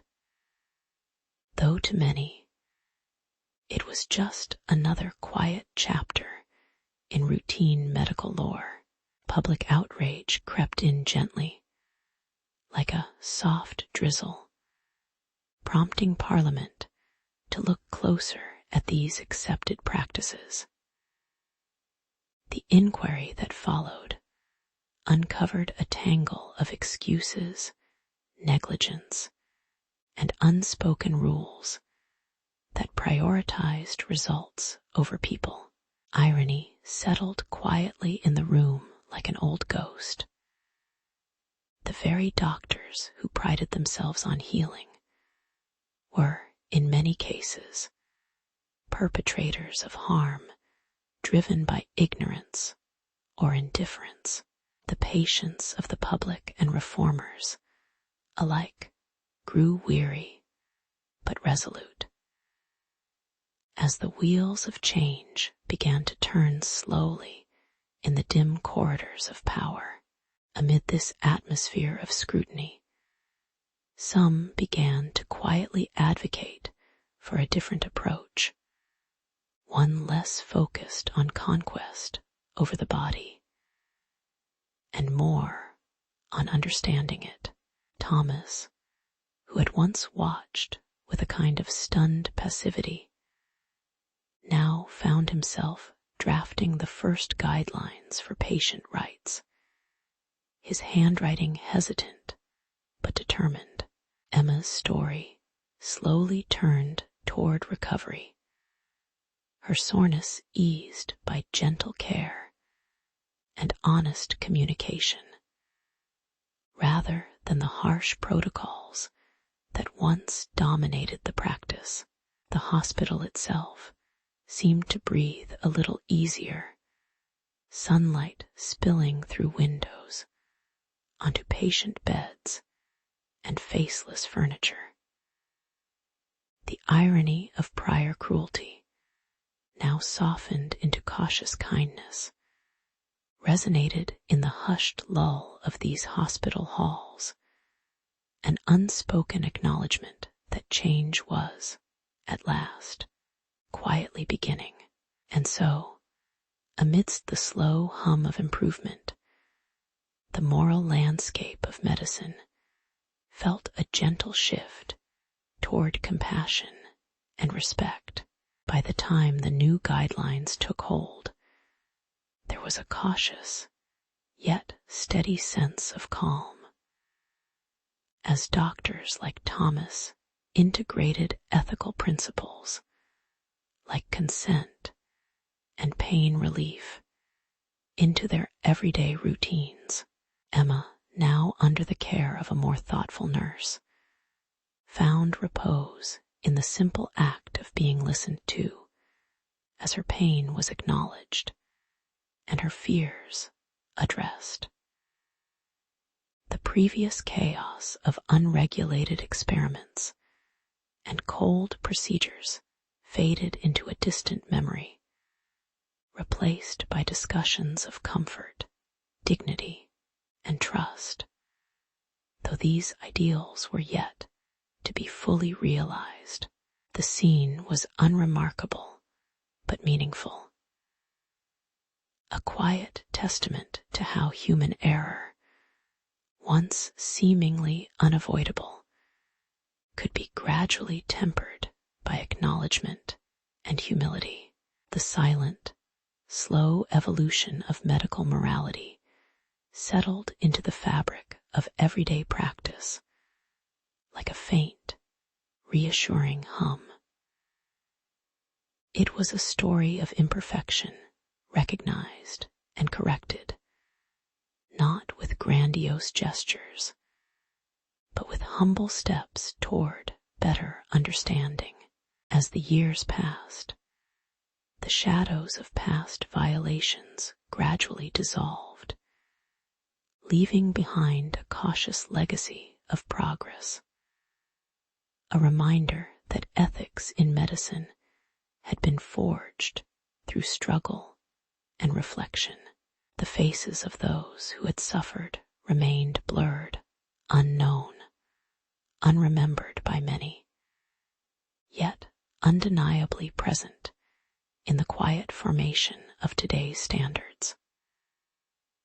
Emma's quiet recovery, Thomas's diligent reforms, and the slow passage of time suggested that even broken traditions could be mended through gentle persistence. This history, seemingly mundane in its details, whispered softly of how imperfections and mistakes are part of human progress, often unnoticed until reflection allows their lessons to settle. The story, subdued and unassuming, gently urges us to look back with patience and humility, knowing that true change often arrives in small, almost invisible waves, like the last light fading into a calm, forgiving dusk. In the quiet dawn of the 19th century, the imposing stone walls of a Victorian boarding school seemed to hum softly with a silent expectation. Children, small and earnest, shuffled through the corridors in rough, dark uniforms, glancing with half fear and half resignation at the stern faces of teachers and the cold discipline that awaited them. Headmaster Mr. Whittaker, with his slow, deliberate movements and a gaze that never quite reached their eyes, enforced a rigid regime largely based on physical punishment and public admonitions, sound decisions, in a system that valued order above all else. The atmosphere carried a faint, constant hum of fear, punctuated by the crack of a cane or the muffled gasp of a child caught misbehaving. And yet, for all its severity, life in these halls was mostly about surviving small daily routines, almost routine enough that an ordinary ache in the chest became part of a child's silent acceptance. As days passed, the students learned that a careless word, a slightly off-step posture, could bring a swift and personal storm, public shaming in front of peers, or the sharp sting of a cane across the palms. The discipline, often immediate and unloving, became an unspoken rule that they nodded to with quiet resignation, knowing that obedience was the only path to avoid further punishment. Behind the heavy wooden desks and in the corners of the classrooms, an almost ritualistic fear settled into their bones, like a strange, dull ache. Occasionally, the irony was underlined by a forbidden smile shared between two children, quickly suppressed under the watchful eyes. Still, amidst the gloom, there was a curious calm, a strange, subdued acceptance of the system everyone understood, yet subtly questioned in quiet moments. In a corner of the courtyard, a boy with a scraped knee sat beneath the shadow of a large elm, clutching a small, worn book as if it were a fragile treasure. The austere discipline persisted, but in these stolen, quiet moments, irony flickered. Instead of breaking spirits, the children found ways to silently defy, in glances, in laughter muffled behind cupped hands. Mr. Whittaker's blurred, shadowed face would occasionally loom from a doorway, his silence as looming as his presence. The strict rules, meant to instill order, sometimes seemed more like a game of endurance, the children playing along with an ironic patience that bordered on humor. Calm returned in these moments of stillness, as the boys and girls simply sat, waiting for the next routine, the next unseen wave of discipline, their small defiance quietly unfolding in the corners of their constrained world. Over time, the rigor of the discipline began to settle into the rhythm of their days, like a slow, repeated lullaby of small cruelties and shared silences. The children's faces, tired but quietly resigned, often carried a look of bemusement at the absurdity that lingered beneath the stern facade, an ironic recognition that their punishment was as much part of the whole as the worn-out bricks themselves. Mr. Whittaker's blurred, inscrutable face watched from afar, an unseeable sentinel in the quiet, oppressive space. In these moments of calm, memories of innocence flickered faintly, a reminder of when discipline meant protection. Or at least, that's what they told themselves. Perhaps, in the quiet, they found a way to accept the absurdity, recognizing that even in the harshest settings, the human spirit can carve out faint spaces of humor and calm.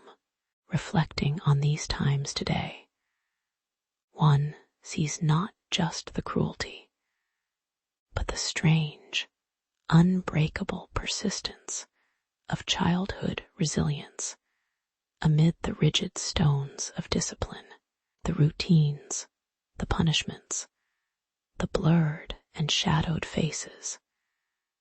These are chapters in a long story of human imperfection, quietly preserved in history's gentle, tired hand.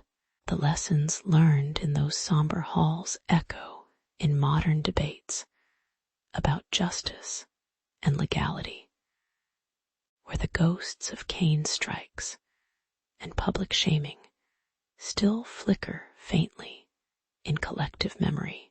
Yet perhaps the most enduring truth remains in the silent, mundane spaces where children once sat or waited, quietly resisting through small moments of humor or resignation. History, after all, seems most at peace when it listens quietly to the stories of ordinary people facing extraordinary discipline, stories that are sometimes more human and more humanly absurd than we often admit. In a quiet room filled with the faint scent of old paper and the soft rustle of a turning page, Samuel, a traveler with a hesitant smile, arrives carrying a bundle of pamphlets.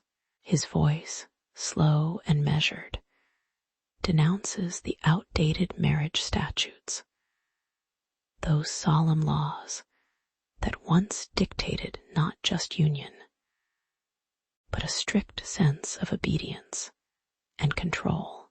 Elise, watching from her modest window, feels an unspoken pull, as if the air between her nerves and her quiet longing for freedom thickens with unvoiced rebellion. The city's cobblestone streets, often silent at this hour, seem to hold their breath, caught between lingering tradition and the faint whisper of change. Somewhere unseen, a clock ticks evenly, marking the slow passage from acceptance to the first stirrings of dissent. As days drift by, Elise begins to slip away from her usual routines, her fingers tracing the edges of secret petitions that she and a small group of women have started drafting under the cover of dusk. Shadows lengthen in corners where hushed voices discuss the unfairness woven into those old laws that reduced women to property and marriage to a cage.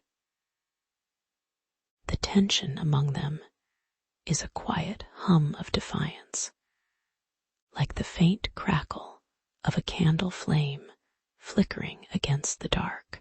The contrast between their subtle rebellion and the oppressive statutes feels almost surreal, as if history itself is lightly amused at the absurdity. Yet, beneath the surface, something quietly shifts, an unspoken hope flickering like the faint warmth from a dying ember. One evening, Samuel's pamphlets, worn with time and touched by many eager fingers, are passed from hand to hand with a trace of irony. They list perceived crimes in the old laws with a tone almost bemused by their own severity. Unseen faces behind curtains, blurred by the dim candlelight, listen to the soft voices read aloud, their faces a mosaic of tired resolve and faint amusement. Tradition, like a heavy cloak, begins to feel a little lighter, as if the absurdity of it all sinks into the background hum of everyday life. The irony isn't lost on anyone. Those ancient statutes, so stern and unwavering, now seem fragile in the face of quiet, persistent courage. And outside, the city still moves, unknowingly caught in a gentle tide of coming change. Calm settles over the small circle of women as they fold and store their petitions, the air thick with a gentle sense of achievement, however small. Elise's eyes rest on the simple paper, an almost silent testament to their resolve, and she feels the slow but sure current of history turning. Unseen but powerful, the oppressive grip of the old laws, once thought unchangeable, now feels distant, like a forgotten whisper in the breeze. Life in the city continues at its own unhurried pace, with people busying themselves, tradespeople murmuring about the weather, children laughing faintly in the streets, oblivious to the quiet revolution happening just beneath their daily routine. It's a peaceful, almost sleepy moment when the weight of tradition begins to lift, softly, imperceptibly. In this gentle slumber of social change, reflection becomes inevitable. The stories of Samuel and Elise, humble and yet meaningful, remind us of how fragile and how persistent the human desire for freedom truly is, woven into everyday life like a slow, steady thread. The blurred faces of those unseen, whether prophets or ordinary folk, carry no grand proclamations. Instead, they quietly shape the future with small acts of courage and patience. Somewhere deep in the quiet, history continues to turn, not with a bang, but with the faint, resonant whispers of countless silent rebellions. And as the soft glow of dusk fades into night, the world weaves on stranger, more human, and quietly hopeful than it appeared at dawn. In the quiet corners of Victorian classrooms, the air often seemed heavy with a silent expectation. As teachers and students moved through routines that now feel distant, if not a little worn, among these routines, discipline was woven into the fabric of daily life, sometimes with a gentle firmness, sometimes with something more rigid. Legal statutes of the time overlooked the boundaries of physical punishment, as if the law itself had blinked and turned away from the quiet suffering of children curled in their seats. Barrister Charles Avery, with his attentive eyes behind a slightly unfocused lens, watched the debates unfold in Parliament, raising questions that sounded almost mundane. Yet beneath them lingered the shadows of abuse. As the members discussed the legitimacy of such discipline, few noticed how the cracks in the legal framework widened, hiding the truth that many victims endured unseen and unheard. The tension in the chamber grew subtly, like the slow gathering of a fog that makes everything seem just a little less clear. Avery's voice, calm but persistent, questioned how statutes protected the rougher methods from scrutiny, almost as if they were shielding an old, forgotten secret. The lawmakers, with their weary gestures and half-hearted nods, seemed reluctant to challenge traditions that had long been accepted traditions, that often turned a blind eye to the pain inflicted behind closed doors. Victims, silent and resigned, found little recourse.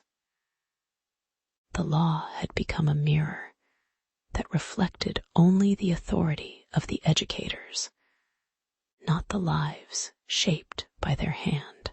Irony settled quietly into the room.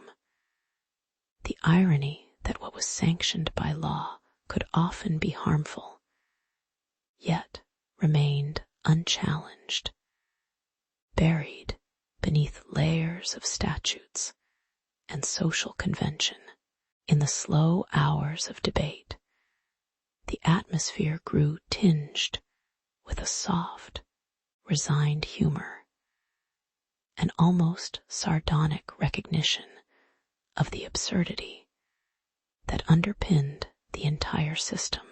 Avery observed how lawmakers framed the practice as necessary discipline, dismissing the cries of children with a casual wave of legal jargon, as if pain were simply part of some venerable tradition. Shadows of unseen prophets and forgotten figures flickered faintly behind the curtains, faces obscured by the light of complacency, leaving only the quiet hum of consensus. The room's normality felt oddly charming in its dullness, like a well-worn desk or a faded photograph, hiding the fact that the law's immunity was, in essence, a blank check for abuse. All the while, the victims remained invisible to the machinery of justice, an inconvenient truth tucked beneath the surface of societal pride. In that stillness, Avery found a moment of calm, a pause where the quiet logic of history crept forward, unruffled by the tumult of debate. The laws, unchanged but quietly growing archaic, continued to cast a long shadow over generations. Their slow progress, marked by faint whispers of reform, that always seemed to come just a little too late. Laws designed to protect children from harm had, in practice, often enabled harm, a paradox wrapped in layers of legal language and societal approval. The faces of those unseen children remained blurred in memory, their silent suffering an echo in the quiet rooms where decisions were made. Yet in this calm, there was also the faint scent of change, a subtle awareness that the stories once deemed inconvenient might someday be acknowledged, regardless of how slow the wheels of justice turned. As the story folds into the soft culmination of reflection, the reader is invited to consider how history's quiet hours are filled with such overlooked details, small acts of cruelty cloaked in tradition, long shadows cast by unchallenged laws. The Victorian era, with all its observable grandeur and moral pretenses, blurred the faces of children into shadows, refusing to see the human toll behind its statutes. Today's minds may look back with mild curiosity, yet in that distant, sleepy space lies a reminder. The silence between moments often holds the truest lessons about human imperfection. Perhaps, in time, the law's blind eye might finally turn to face what it has long refused to see, acknowledging not only the faults, but the quiet resilience of those who endured them. And in that quiet, somewhere beneath the soft fading light, the story of innocence lost slowly drifts into gentle night. In quiet classrooms of the Victorian era, a sense of order was often maintained through silent tradition and strict discipline. Children sat hunched over their desks, their small hands clutching worn pencils as teachers, dressed in dark, heavy fabrics, watched with steely eyes. The mornings moved slowly, filled with the faint scratch of chalk on slate and the soft rustling of pages, everyone accepting the routines as part of a larger, unspoken moral code. It was an environment where authority was seldom questioned, and the line between care and control was thinly drawn. Everything felt routine, ordinary in its persistent sameness, even as the shadows of harsher practices loomed quietly beneath the surface. One day, amidst this quiet routine, a darker incident unfolded. A new teacher, stern and unyielding, resorted to a severe beating to settle a disruptive pupil, an act that was, disturbingly, not unusual in that time. The boy's small frame shuddered under the force, and a moment later, silence overtook the classroom, heavy and unsettling.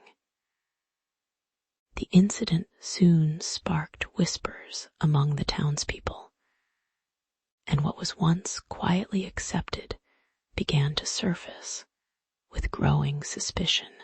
The harshness of the moment morphed into a quiet scandal, exposing the fragile veneer of Victorian discipline and casting long shadows over the familiar walls of the schoolhouse. The repercussions unfolded in a courtroom, where the case drew curious spectators and lawyers with tired, steady voices. The defense argued that the teacher's authority was protected by tradition and law, his actions justified by discipline's necessity. The prosecution, however, questioned whether such immunity should shield actions that resulted in death.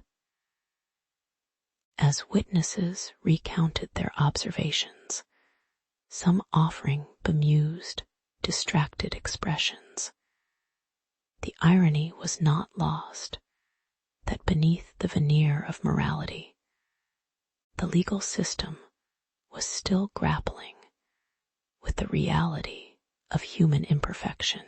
The images of stern faces and slow deliberations seemed to linger in the air, weighted with a quiet acknowledgement of society's slow evolution. Eventually, a pivotal court ruling emerged, challenging the notion that school authorities could act with impunity under the guise of discipline. The judge's face, blurred and shadowed, delivered a calm but firm verdict.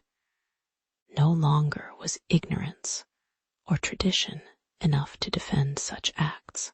It was a small, measured step towards accountability, and the courtroom grew quieter as the implications sank in.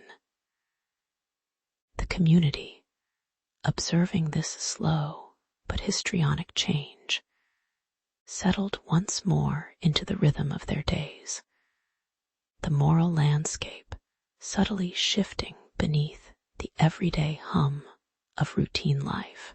For a moment, everything seemed to hold its breath, as if unsure whether progress was truly possible or just fleeting. Looking back, the story of that tragic day and its aftermath reveals a quiet truth about human nature and societal change.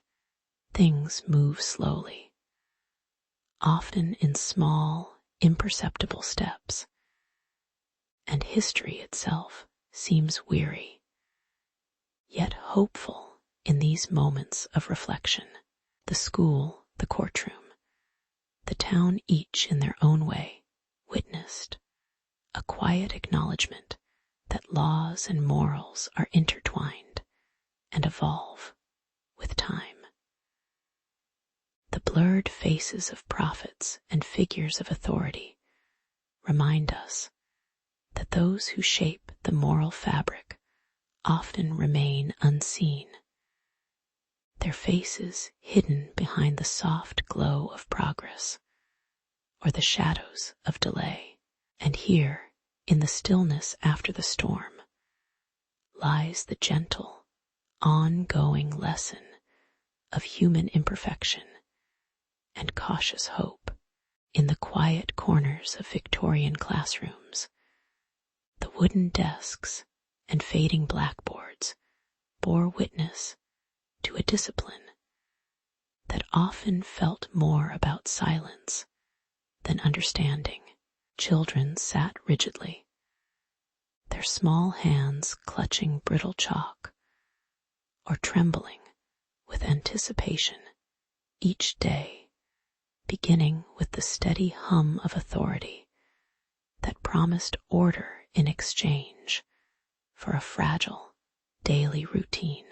The air was thick with the scent of damp paper and faint sweat, while the unseen figure of the teacher loomed behind a desk, their face rarely seen clearly, hidden behind shadow or a blurred mirror of stern expectation. It was a world where the smallest mistake could summon a swift response, sometimes a tap, sometimes a harsher correction, woven into the fabric of their early years. Amidst the worn pages of their lessons, a quiet layer of obedience grew, often at the expense of tenderness or curiosity, as the machinery of discipline ground quietly on.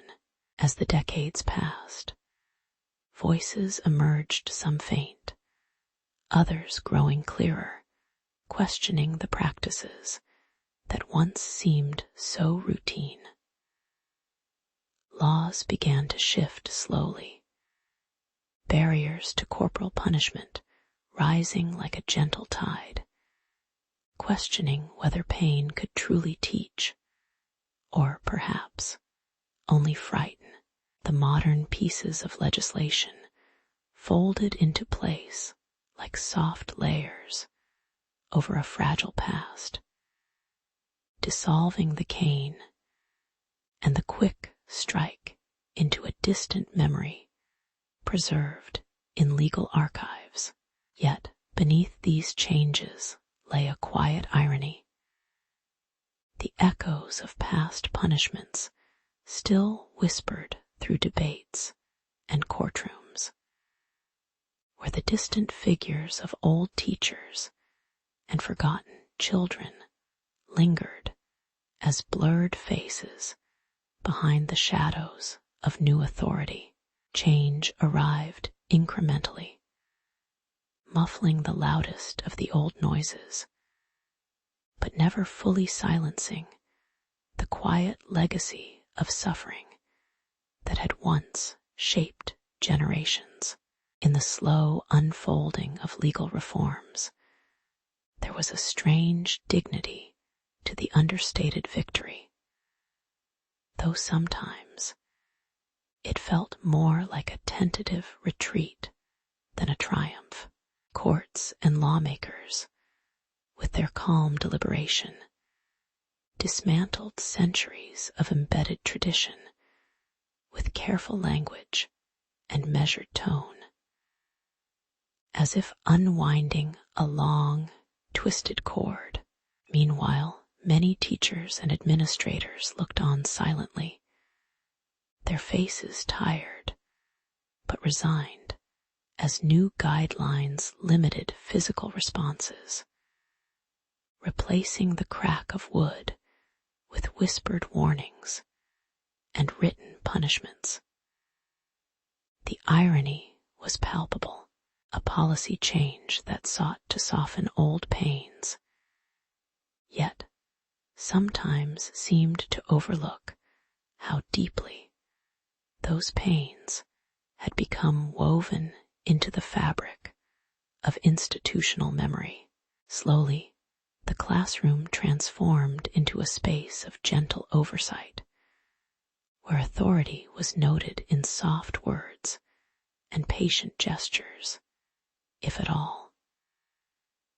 And yet, some quietly wondered if the shadow of past abuses was ever truly laid to rest. Today, the calm hum of school corridors carries a different rhythm, still human, still imperfect, but markedly freer from the discipline of the past. The walls, once echoing with the sharp sound of a cane cracking against wood, now bear softer voices, tentative steps toward understanding. The faces of children and teachers are usually open, their expressions gentle, even humorous at times, as they navigate a landscape shaped by cautious hope. In this quieter era, reflections often drift to those blurred figures behind the scenes, forgotten teachers, silent victims, blurry saints or villains, whose faces are forever etched in memory without clear detail. The legal battles continue, debates over boundaries, over what discipline can be and what it should never become. It's a slow, deliberate process, unfolding like a gentle tide that perhaps shifts just enough to keep the past from overpowering the present. As the story settles into this calm, there is a peaceful acknowledgement that history, with all its flaws and absurdities, moves quietly through time, like a map drawn with hesitant, careful strokes. The old practices, once indisputable, are now memories softened by laws and reflection, guiding future generations to consider not just punishment, but understanding. Perhaps the greatest lesson is the acknowledgement of human imperfection, whispered gently from one era to the next, reminding us that even in the most routine moments, there is room for kindness and change. The faces that once blurred by anger now seem to look on bemusedly, part of a long story of human effort to be better, to do less harm amid the small, ongoing rituals of daily life. And so, quietly, the shadows of the past fade into a calm, muted horizon, leaving space for a future where discipline is tempered with humility and care. In a quiet village somewhere in 1847, a young girl named Elise sat at the edge of a worn wooden table, her small hands resting silently on a faded cloth. Outside, the sun cast a soft orange glow over the rooftops, while inside, the atmosphere was thick with the slow hum of everyday life, clattering dishes, faint footsteps, and the distant call of a hawk. Elise's future was already set in motion, sealed by a document signed by her parents, promising her to the son of a local merchant, an arrangement she had neither seen nor consented to.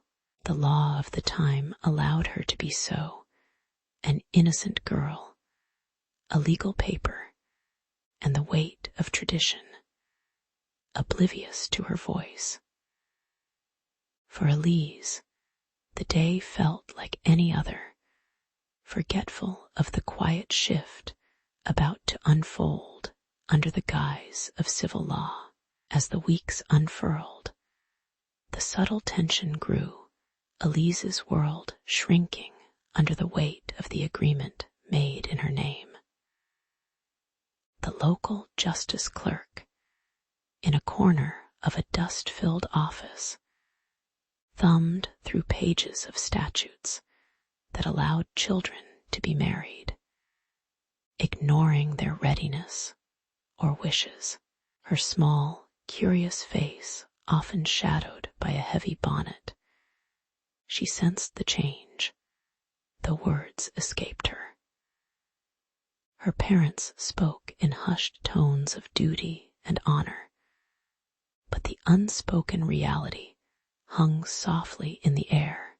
Her identity as an individual seemed to dissolve into the larger fabric of societal expectation. The law, now a silent witness, pressed down like a heavy curtain over her youthful hopes. It was an elaborate, invisible chain, binding her to a future she never chose. There was a certain irony in it, how the law, designed to bring order and fairness, could decree a union so devoid of mutual understanding. Elise's family celebrated the agreement, their faces gentle and untroubled, while she quietly wondered if the world had simply overlooked her voice altogether. She watched her own reflection in the polished brass of a forgotten mirror, her young eyes carrying questions that could neither be asked nor answered. Meanwhile, the law's face remained unseen, but ever present, a blurred figure behind the scenes, silently erasing her individuality and turning her into a mere chapter in a legal story. The irony was quietly profound. In trying to safeguard tradition, responsibility was often placed on fragile shoulders, while the law itself remained indifferent. Time moved softly onward, and Elise found herself navigating the muted spaces of a life already defined by others. The small act of waking, the gentle clink of dishes in the kitchen, the passing of seasons, it all continued in a slow, unremarkable rhythm. Her marriage, once an abstract promise, now settled quietly. Her personal dreams faded into the background like distant echoes. The law, with its unyielding language, had turned her into a mere object, her name lost within the legal documents, her identity as a person gently obscured. Yet beneath that calm exterior, a faint sense of quiet resignation persisted, as if the world itself had simply blinked and moved on, forgetting that young Elise's story was once about a girl's voice and choice. In the calm silence of reflection, it becomes clear how the legal frameworks of that time shaped a reality where very little room was left for personal agency, where children could be promised, and women, once married, often faded into the background of their own stories. Elise's life, like many others, bore witness to an era that saw women's identities as secondary, to be shaped by law rather than by personal desire.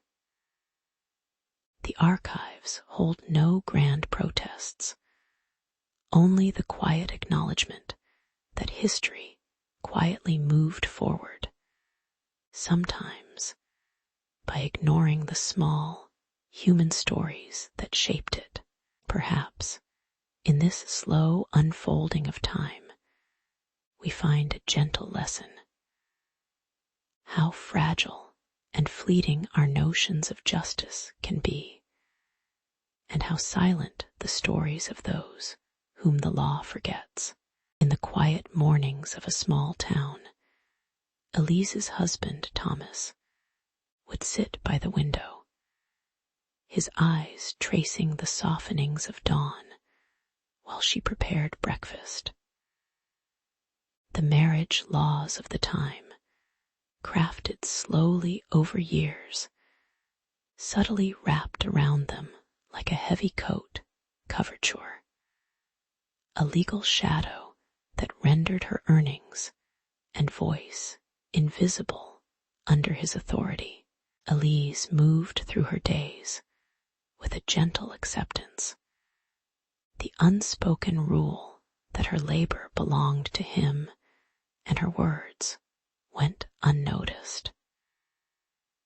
It was a fragile rhythm, quiet but persistent, as if life had settled into an unchallenged routine worn smooth by centuries of tradition. Among the muted sounds of chopping, pouring, and the distant clock chimes. The idea that her autonomy might one day find voice seemed just faint enough to be distant, like a slow-stirred dream slipping out of reach. Over time, a flicker of tension crept into the scenes, small disputes that never quite bubbled over, yet lingered like a faint crack in a well-worn porcelain. When Elise dared to speak of her earnings or dissent from her husband's quiet authority, the town's magistrate's shadow cast a colder silence. Penalties, subtle but real, hovered just beyond her reach. Fines, warnings, the threat of societal censure, all designed to enforce obedience. The laws glorified stability, yet silently criminalized any attempt at independence, transforming her voice into a private rebellion, quietly suppressed beneath social approval. The irony was thick. Laws meant to protect the sanctity of marriage now served as the quiet cages for its occupants, binding them with invisible chains that clinked softly whenever anyone questioned them. One day, a neighbor, perhaps inspired by a faint spark of courage, or simply tired of the status quo, spoke up about her own frustrations, only to be met with the somber sternness of the magistrate. His face, shrouded behind a diffused light, carried the mild look of someone who had seen too many similar scenes and learned to resist emotion. The penalties came swiftly, small fines that seemed trivial, yet each one felt like the sealing of a final, silent judgment. The absurdity persisted. Those laws, which claimed to uphold order, actually preserving a fragile myth of harmony, while quietly punishing those who dared to challenge it. The entire town, and perhaps the state, maintained a calm facade that hid the underlying tension of lives governed by unspoken rules and unexamined authority.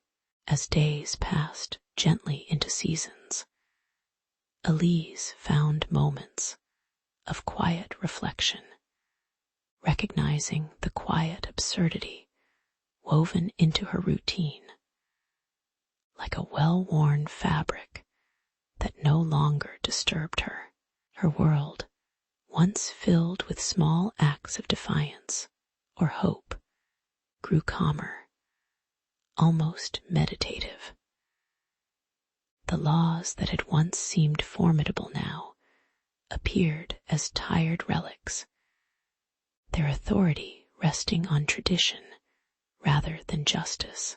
Perhaps the most ironic detail was that the law's protection of property, the property of the husband, meant the suppression not only of voice, but of human choice itself. In the stillness, there was a faint humor in how the entire system depended on the invisibility of inequality, the unspoken agreement that certain lives must be kept silently in their place.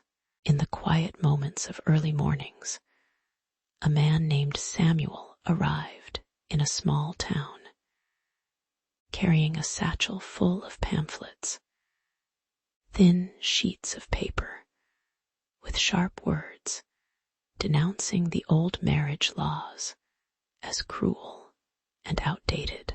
His voice was soft, almost indistinct, as he spoke to the few who would listen, sympathizing with their quiet discomfort and secretly dreaming of change. The laws, born from an age of rigid tradition, seemed to him like relics of a forgotten cruelty. Elise, a young woman with gentle hands and keen eyes, watched from the shadows of her modest home, feeling the faint stirrings of rebellion bloom within her. It was a delicate moment, built on shared glances and secret hopes, but the weight of history pressed down with persistent heaviness, as if waiting to crush the whispers of dissent.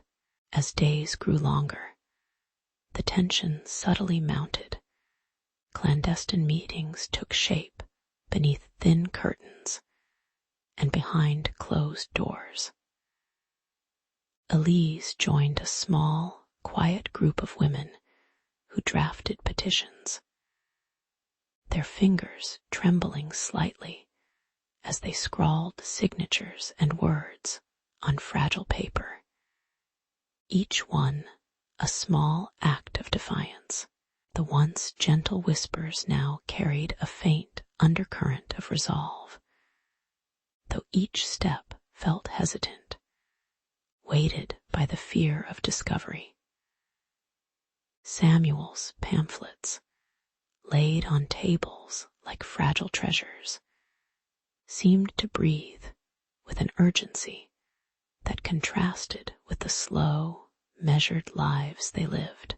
It was an age of silent rebellion, where the scent of ink and the rustling of paper became sounds of subtle resistance against laws that still held their shadows over daily routines. Irony drifted softly into the air as the authorities, believing themselves guardians of tradition, dismissed these acts as harmless eccentricities, not recognizing the quiet storm gathering beneath their notice. Meanwhile, Elise's clandestine efforts produced more petitions, each one a little more daring, each signature a tiny crack in the old order. Sometimes she wondered if the faces of revered figures, blurred and hidden behind a fog of forgotten history, truly saw what was happening, or if they remained prisoners of their own ages. Samuel's voice, nearly lost in the wind, seemed to mock the pomp of authority with its peaceful insistence on change. The slow, mundane rhythm of their lives masked the silent irony. While the laws persisted in their rigidity, the human spirit gently, irrevocably, shifted its shape beneath the surface. Eventually, the small movements for reform found a quiet calm, as if the entire effort had become a well-worn fabric, stretched but not torn. Elise, sitting near her window, pressed her hand against the cool glass, watching the world move unhurriedly past. A world neither fully changed nor fully unwilling to change. Samuel, distant now, seemed to grow more subdued, perhaps too aware that profound change often mingles with patience and endless days. The petitions, once secret and trembling, were now part of a slow tide, an enduring testament to the quiet resilience of those who dared to imagine liberty within the boundaries of everyday life. In this calm, there was a strange, gentle humor that even in the face of ancient statutes, human aspiration persisted like a soft undercurrent, unnoticed but persistent. In the twilight of this slow story, one reflects on the unassuming power of ordinary people who, through quiet acts and shared hopes, began to shift the very foundation of their society. The laws, with their heavy hand and stern tone, stood like tired old guardians of an invisible hierarchy. But behind the scenes, lives were subtly reshaped, one petition at a time. Elise's secret meetings, Samuel's soft words, the signatures scrawled in clandestine corners. They all whispered of a future where personal liberty might someday emerge from beneath the weight of tradition. Perhaps in some quiet corner of history, the true revolution was simply the gentle awakening of human voices, speaking softly yet persistently. And in that slow, steady hum of change, humanity's imperfection, its patience, its irony, its quiet humor found a resting place, enough to carry the days into tomorrow.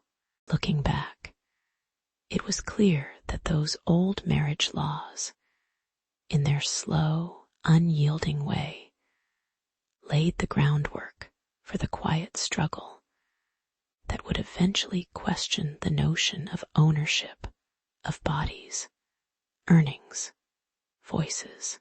Elise's story is one of many ordinary lives quietly caught in the web of outdated statutes that saw individuals as property rather than persons. The slow passing of time and the gentle shifting of societal perceptions have softened many of these old boundaries, but the memory remains, an ironic reminder of how far silence can stretch before the awakening begins. In the end, the only true crime was the law's inability to recognize the humanity behind the quiet. Everyday acts of independence that, however softly, began to break the unspoken chains. In a small town nestled beneath a wide, slow-moving sky, families went about their quietly routine days, while distant echoes of old laws lingered like a faint thread through time.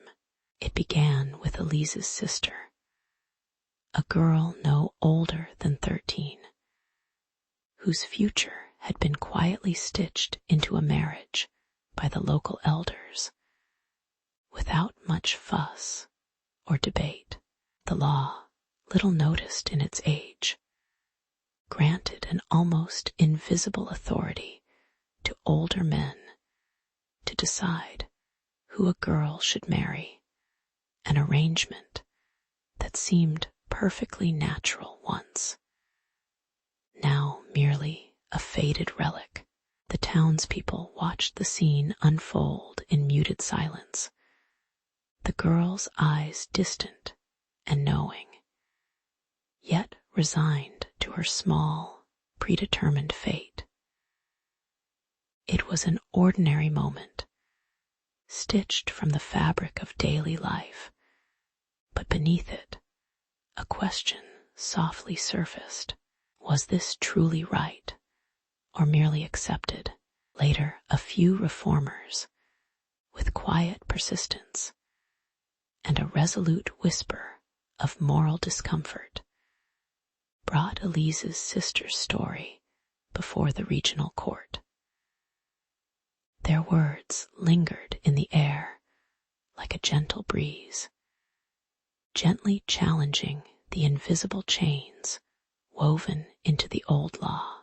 The courtroom was a humble space, bare wooden benches, faded curtains fluttering at a cracked window as murmurings of concern rippled through the sparse audience. The judge, eyes shaded by a wide brim, listened wordlessly, his face obscured by flickering light that made his expression unreadable. When he finally upheld the tradition, a collective breath was released, one that carried a subtle undercurrent of irony, since the law had, after all, sanctioned a form of ownership over the youngest girls, dressed in the quiet tyranny of custom and decree. The community responded not with rage, but with a strange, slow disbelief, an awkward shuffle of feet, and bored glances exchanged across the room. Outside, the vague hum of a gathering grew into a muted murmur of unrest, the kind that surfaces late in the evening when the lamps glow too faint, and human pretenses fade slightly. Someone pointed out the inconsistency, the law a relic, the court an overseer of daily silence. Yet no one took swift action. Instead, the townspeople moved on, their faces a blend of awkward amusement and weary acceptance. The irony was almost evident. Laws that recognized property over a person protected child marriage as a tradition and silently condoned sexual coercion, all wrapped in the quiet fabric of everyday life, invisible until moments of questioning created cracks in the calm. In the days that followed, the town settled back into its quiet rhythm, the whispers of change turning over in many minds, but never quite emerging into action. Elise's sister returned to her small chores, her face a gentle mosaic of resignation and unspoken resistance, while the old laws continued their slow, unperturbed course. The air was filled with the subtle hum of routine, clattering dishes, whispering winds, and the faint ticking of a clock marking another unremarkable hour. The community, with its gentle irony and weary tolerance, seemed to accept the unchangeable, as if the absurdity of laws that allowed child marriage might someday dissolve into the slow erosion of time itself. The law, after all, was like many human constructs, almost too tired to remember its own purpose.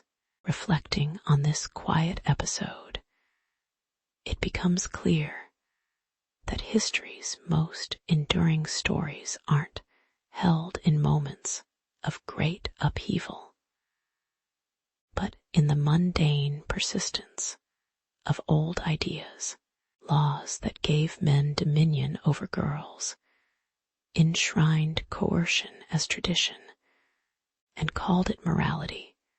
These were once accepted, almost unnoticed. Yet, in the stillness of that courtroom and the calm of the evening town, the subtle irony persisted. Human imperfection was woven into the laws themselves, unnoticed until someone dared to ask whether such rules should still stand. Today, we look back on those faintly absurd statutes the ghostly echoes of a past that, with time, quietly unraveled and smile softly at the slow, sometimes unseen progress of human understanding. In the quiet folds of the 19th century, marriage laws were often written in cold, precise language, yet their effects rippled softly through everyday life. Women and men, with worn hands and quiet hopes, navigated legal codes that defined their unions with strict rules and small concessions. There was a strange comfort, perhaps, in the predictability of these laws, even as they kept many souls bound tighter than they realized. The streets hummed with the subdued sound of footsteps and whispered arguments, while the silence of unseen courts carried weight in every household. It was a world where ordinary mornings began with measured routines and the faint hum of societal expectations, until the tide of change slowly began to swell.